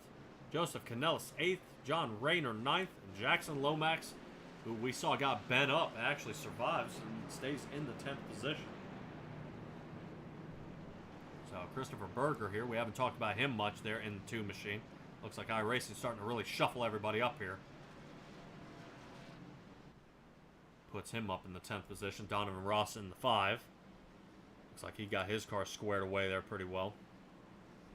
And we'll kind of see how a couple of these lapped cars are able to kind of shuffle back in line. All right, only 7 left to go here, ladies and gentlemen. Appreciate you joining us again. Don't forget to tune in. You can find me every Tuesday here with Gambler Motorsports on Topside Tuesdays with Coast to Coast. Super excited about that. If you're unsure where Simtrax Broadcasting will be, you can visit simtraxbroadcasting.com. You can find us there, and our schedule will be up there. So you can find everywhere I am, and then also give you a quick little race prep of even the track. So if you're unsure which track we're going to be at, or there's a favorite one, you can go ahead and circle that one on your calendar as well. I definitely circle this one here on one of these nights to see these guys really run the NASCAR runs here, especially dirt. I'm not used to dirt, John, and really you guys are able to have blessed me with the 410 class that I'm absolutely astonished with the amount of speed and the midgets, what they can do in those little cars. All right, as it looks like pace car is ducking on off. It's up to Bob Light and Preston Cranmer to bring us to the front. Hopefully, I would like to see Preston Cranmer get a better turnout than he did last week. He still ended up with the top 10, and so did Bob Light as well. So these guys are not afraid to run up here in the front. John Hines starting actually back in the 15th position. Hopefully he'll be able to fight his way up. I told you about Dale Earnhardt, so there's still a chance. We already got a little bit of wiggling toward the middle of that pack there. I just want to take a quick peek up here at Bob Light, getting a good shot there off the front row here. Trying to get that inside line, immediately getting started here. 6 to go. So I definitely expect to see a lot of guys getting pretty antsy around here, trying to find a route, find a friend quick, and move your way up front. We already see a couple of those guys in the back rows there kind of messing around. Have to see if anybody kind of slows it down a little bit or picks up the speed. Giving a good shot to that good truck in front of him, Donovan Ross. I think he doesn't really appreciate being up in that pack right there of the 49, kind of blocking in front of him. So have to see how he gets piled up as he goes ahead and tries to form a line higher than everybody else, get that fresh air. Trying to see if he can work that aerodynamic bubble and get a good run, but now here we go. That outside line has formed up as we are now 3 wide. Kruns is up front as we are now have another caution. Oh boy. I have to see who ended up in the back here, who kind of ended up messed up. Couple good pits, couple good passes from these drivers, and then somebody got turned around here. We'll kind of see what happened here.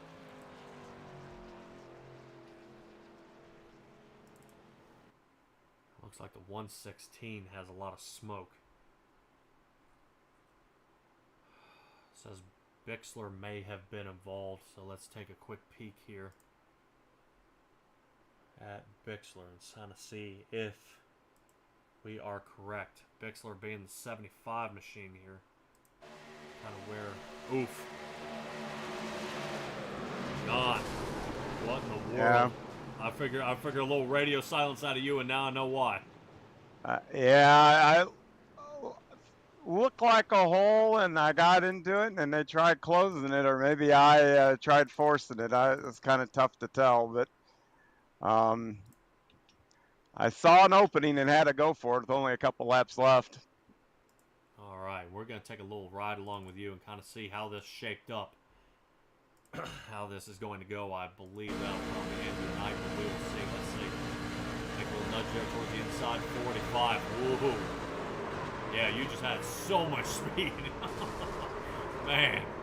Yeah, that's what I kind of guessed. I got there before they realized I was there, but I know when the truck came down, I mean, I was well past his door. He had room to the outside, but like I said, if I surprised him there, probably why it closed up. Yeah, definitely. And kind of when you start catching up to people like that, what end up happening is you do take the draft off the back end. So all the quick moves, it'll loosen them up as well, and they can't make that move just in time. So let's go ahead and take another peek at it here with another Ace Designs shot here. All right, let's take a look. We saw John Hine down here at the bottom of your screen getting a boatload of speed here. Make sure we get a good slowdown. Yeah, and you see, woo. Yeah, actually, I might rewind that one a little bit. And you're going to get in my ear about that one. Oh, I'm gonna have to, so what you're saying is I'm gonna have to go on an apology tour here, huh? It might be, man, because we get going here, and in slow-mo, you slide it out from behind the car. You hit that double door draft here, which ends up forming that aerodynamic bubble toward the center. And from the top view here, yeah, it's almost like you guys magnetized. 45 came down a little bit, and you pulled up. Oh, man. And then, bam, it's just the carnage after that. 75 never saw it coming.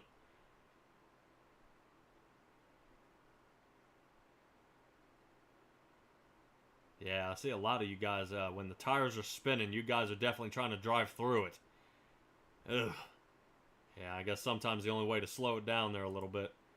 All right. Let's go ahead and get this one back underway. Looks like the 116 that did have some engine damage with Richard Holland there. Looks like he was able to go ahead and fix that one up.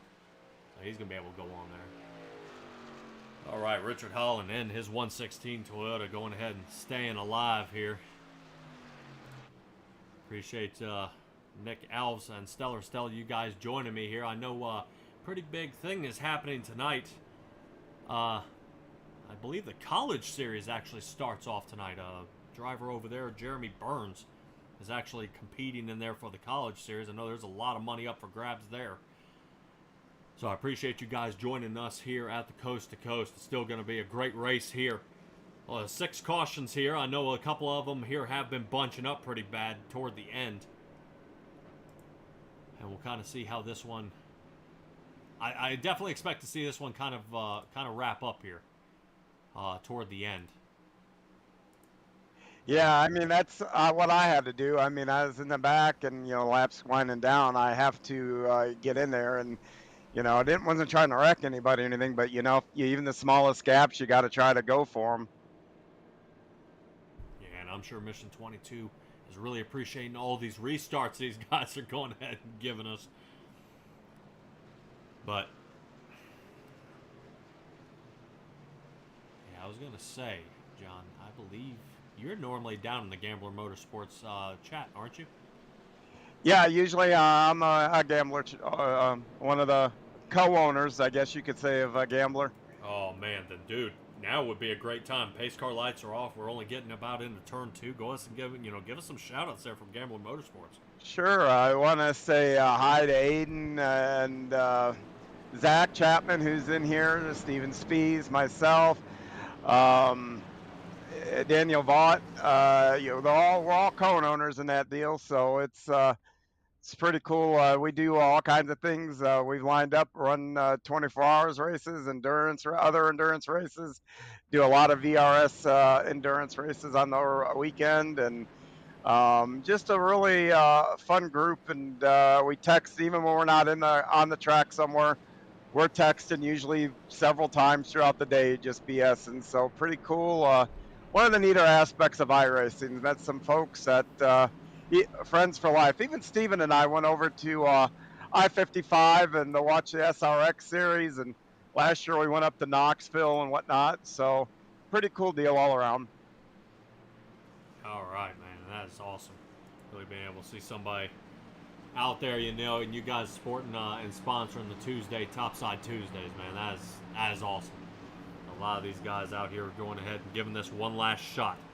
You know, we got 3 to go. You know, 2 once we get to the line, then the white flag comes out, and then normally that's where you see the carnage. That's where cars start folding each other to pieces, and that'll be kind of all she wrote. So, Preston Cranmer, Bob Light, 2 Chevrolets up here in the front. Gonna go ahead and give this one a shot toward the end. You want to call it? You think we're gonna have another caution? I hope not. Oh yeah, I do. All right. Well, hopefully these guys are able to calm it down. You know, it's getting pretty late for these guys, especially after that 410 race. Some of these guys are pretty worn out, but it's good looking at Tim Chapman there, getting a little wiggle in there for behind the 77 of Bob Light. I definitely expect to see these top 4 really tighten it up here and really try to give each other a run for their money. Toward the front, Tim Chapman there in the fourth position, battling for 3rd. See if they can kind of squeeze it together here. Man, that is close, and you do see bumper to bumper as Cranmer is getting a heck of a shot from Dan McLaren, who is tired of losing spaces there. He's been running up front this whole time. And Bob Light gets super separation there from the 37 of Tim Chapman. Can they hold it to the white flag? Preston Cranmer leading the race right now. After getting sent to the moon at Daytona, he's going to bring us to the white flag. Can Bob Light hold him at this point? 3, 2, 1, final lap. All right. So final lap is out. What happens, happens. So now is going to be the shootout to the end. 20 drivers trying to see if they can really stab it at the end and push their way. 3 wide back there. The number 2 car out toward the top. Oh, Chapman gets loose. Tim Chapman in the 37 machine gets super loose, kind of bumping and banging back there. Nudge that 911, and now Bob Light is dialing back, not where he wants to be. It looks like Bob Light is going to be around. 911 folded up. And the big one. Oh no, but white flag is out. It does not matter. We'll roll back to that later. But right now, Dan McLaren taking away the lead. Cranmer trying to shoot it toward the inside. Does he have it? Does he have it? We'll see. Oh, no. McLaren, Cranmer, Chapman. 1, 2, 3. Look at how close Cranmer got. Holy cow, what a finish. What a finish. Excellent. These guys really hammered it there right toward the end. But we'll show you the finish here, right here toward the end, one last time.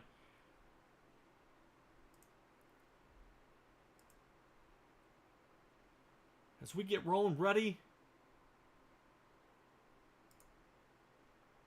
Holy cow, that was close. Holy cow, that was close. Wow. What a finish. What a finish. All right, now I'm sure some of these other guys would appreciate kind of getting their eyeballs in there of who got folded up right there at the end.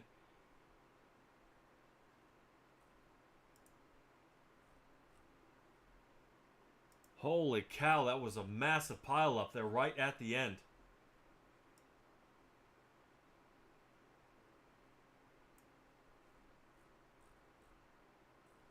And we will have to see really who... I want to see where Bob Light ended up here.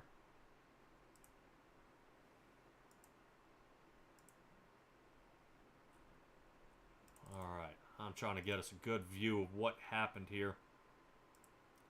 And I think, as always, that Ace Designs shot may be our best bet. Let's take a look here. So Bob Light in the 77. You see the two kind of rub the wall there. And maybe the 5 of Donovan Ross. No, that's the 2. It looks like the 48 and the 77 connect, which sends Bob Light around. Yeah, I think I was underneath Bob at one point. All right, we see you there in the 71. Oh, it takes out the 911, and that's really what all she wrote from there. Robert Lynch comes up. Robert Lynch connects you. Here you go. You're watching Bob Light above you. Oh, no.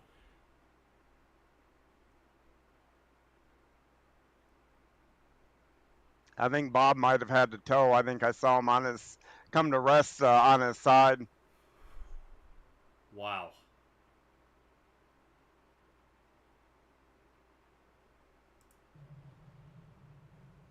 Wow. Yeah, Bob Light is still flipping here in the replay. Oh, and the 911 just adds insult to injury and flips him kind of on his side there. Wow. Alrighty.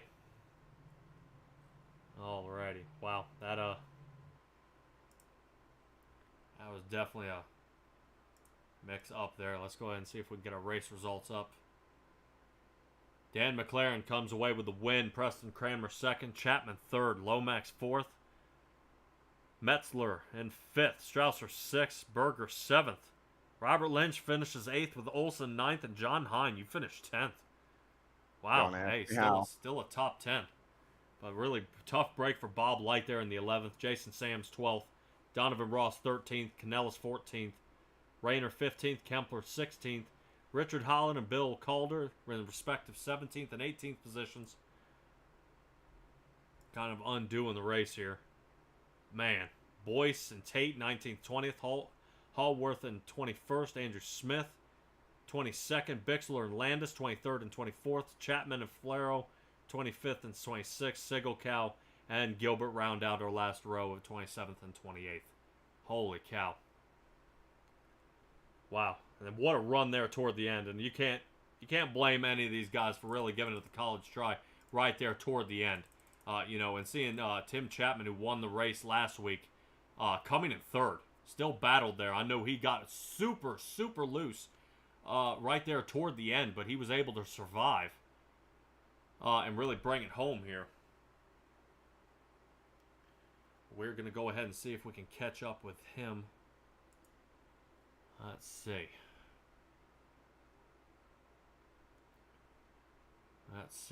Wow. Appreciate you guys joining us here. This is still fantastic of everybody and how many of you guys showed up here for this Talladega running. But let's go ahead and get Tim Chapman in here. Tim Chapman, you got a copy? Yeah, I got you. There we go. Hey, man, dude, that was a wild race. You won last week at Daytona, and here you come with a third-place finish this week. Really, what was the key to staying up front here so far? Well, I didn't find the front till almost the end of the race. On the initial start, I got hit from behind and spun out and almost went a lap down. So just working my way back from there.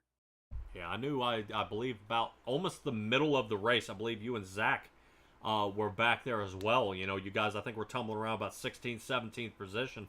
It seems he got kind of the worst damage of it, but you were able to survive and get your way up toward the front here. Was there anybody up there that, you found you could trust as a drafting buddy? Well, I don't know.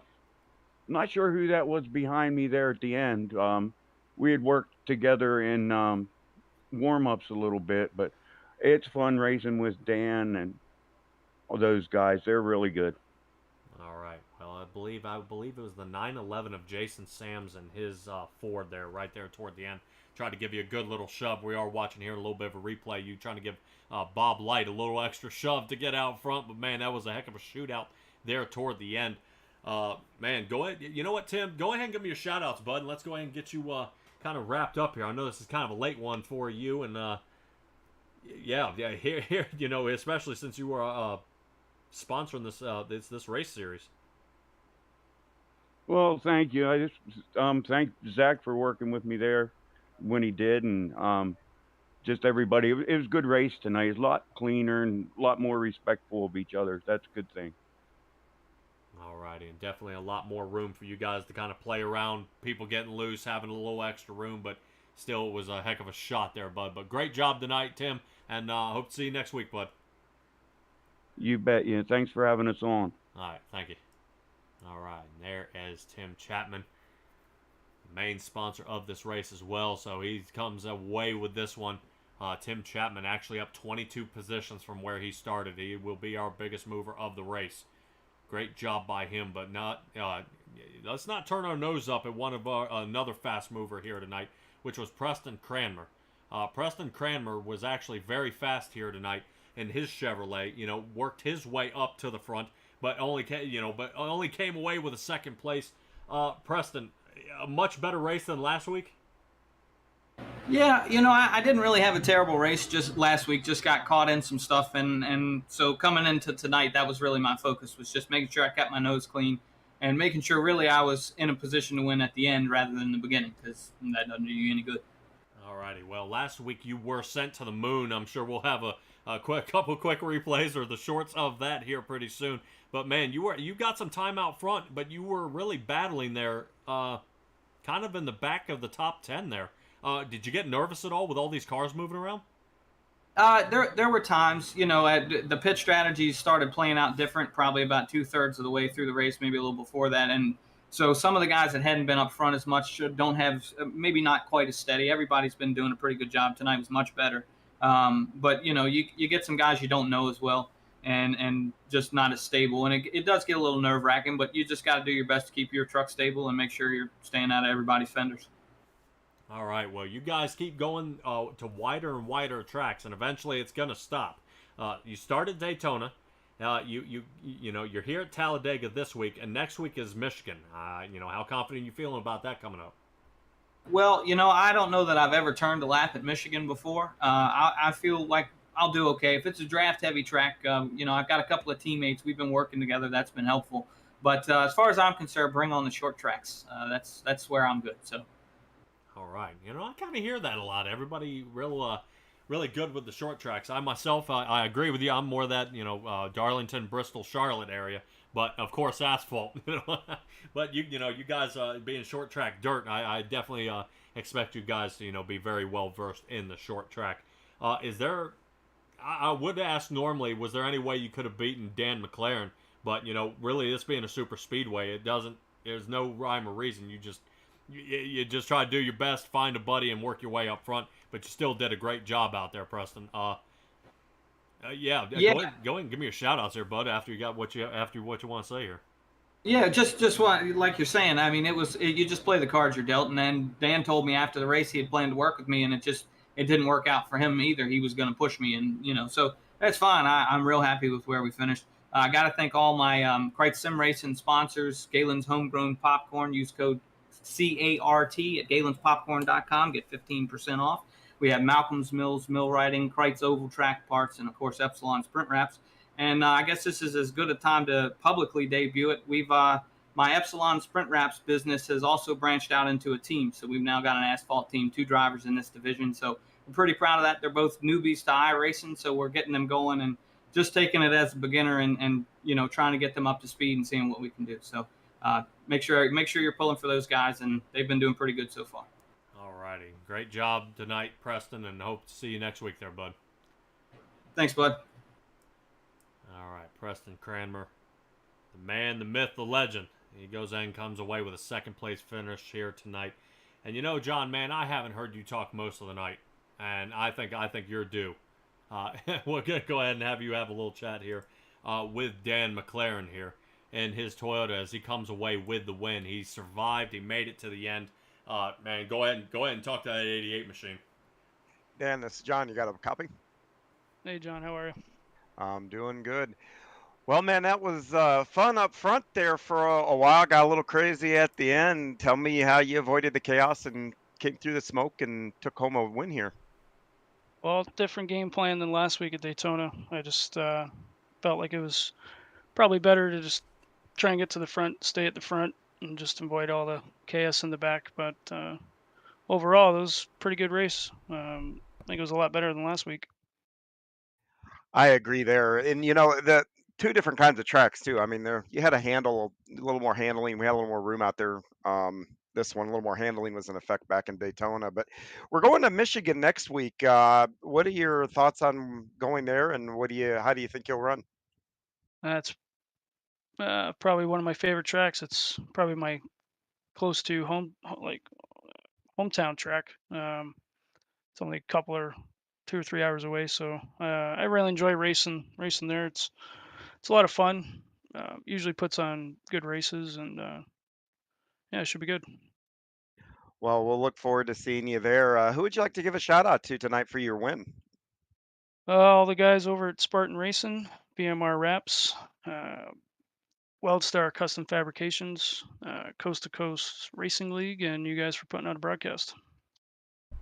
Oh, thank you very much, Dan. And like I said, good luck next week. Try to go for 2 in a row. That's Dan McLaren, tonight's truck winner from Talladega. All right, awesome job there by Dan. It looks like him and Tim Chapman went ahead and switched. Chapman came in first and places third tonight, and Dan came in third at Daytona and places first tonight. So these guys are going to have a heck of a wind-up. But that is awesome there from the Cool Ray Heating and Air Conditioning Victory Lane there with Dan McLaren. Started first, ended first, and really has a fantastic way to go. And that way, you know, you kind of commanded the show here tonight. But as always, appreciate you joining us here at the Coast to Coast Racing Network and here with Simtrax Broadcasting. Patrick Morrison here in the booth, followed by John Hine. Hopefully we're able to turn around your luck here in a little while here, bud. But great job here tonight. We're going to go ahead and cut off here. I appreciate you guys joining us. Don't forget to subscribe. I mean, subscribe, like, follow us. I mean, we got this stuff going on every Tuesday. The Gambler Motorsports Topside Tuesdays. Is that what you want to do? And tune in here to the Coast to Coast. Don't forget to subscribe here to the Simtrax Broadcasting. We got a lot of work to do and a lot of people that we're going to be broadcasting here. So appreciate you guys joining us here tonight. Checking out. Enjoy the rest of your night.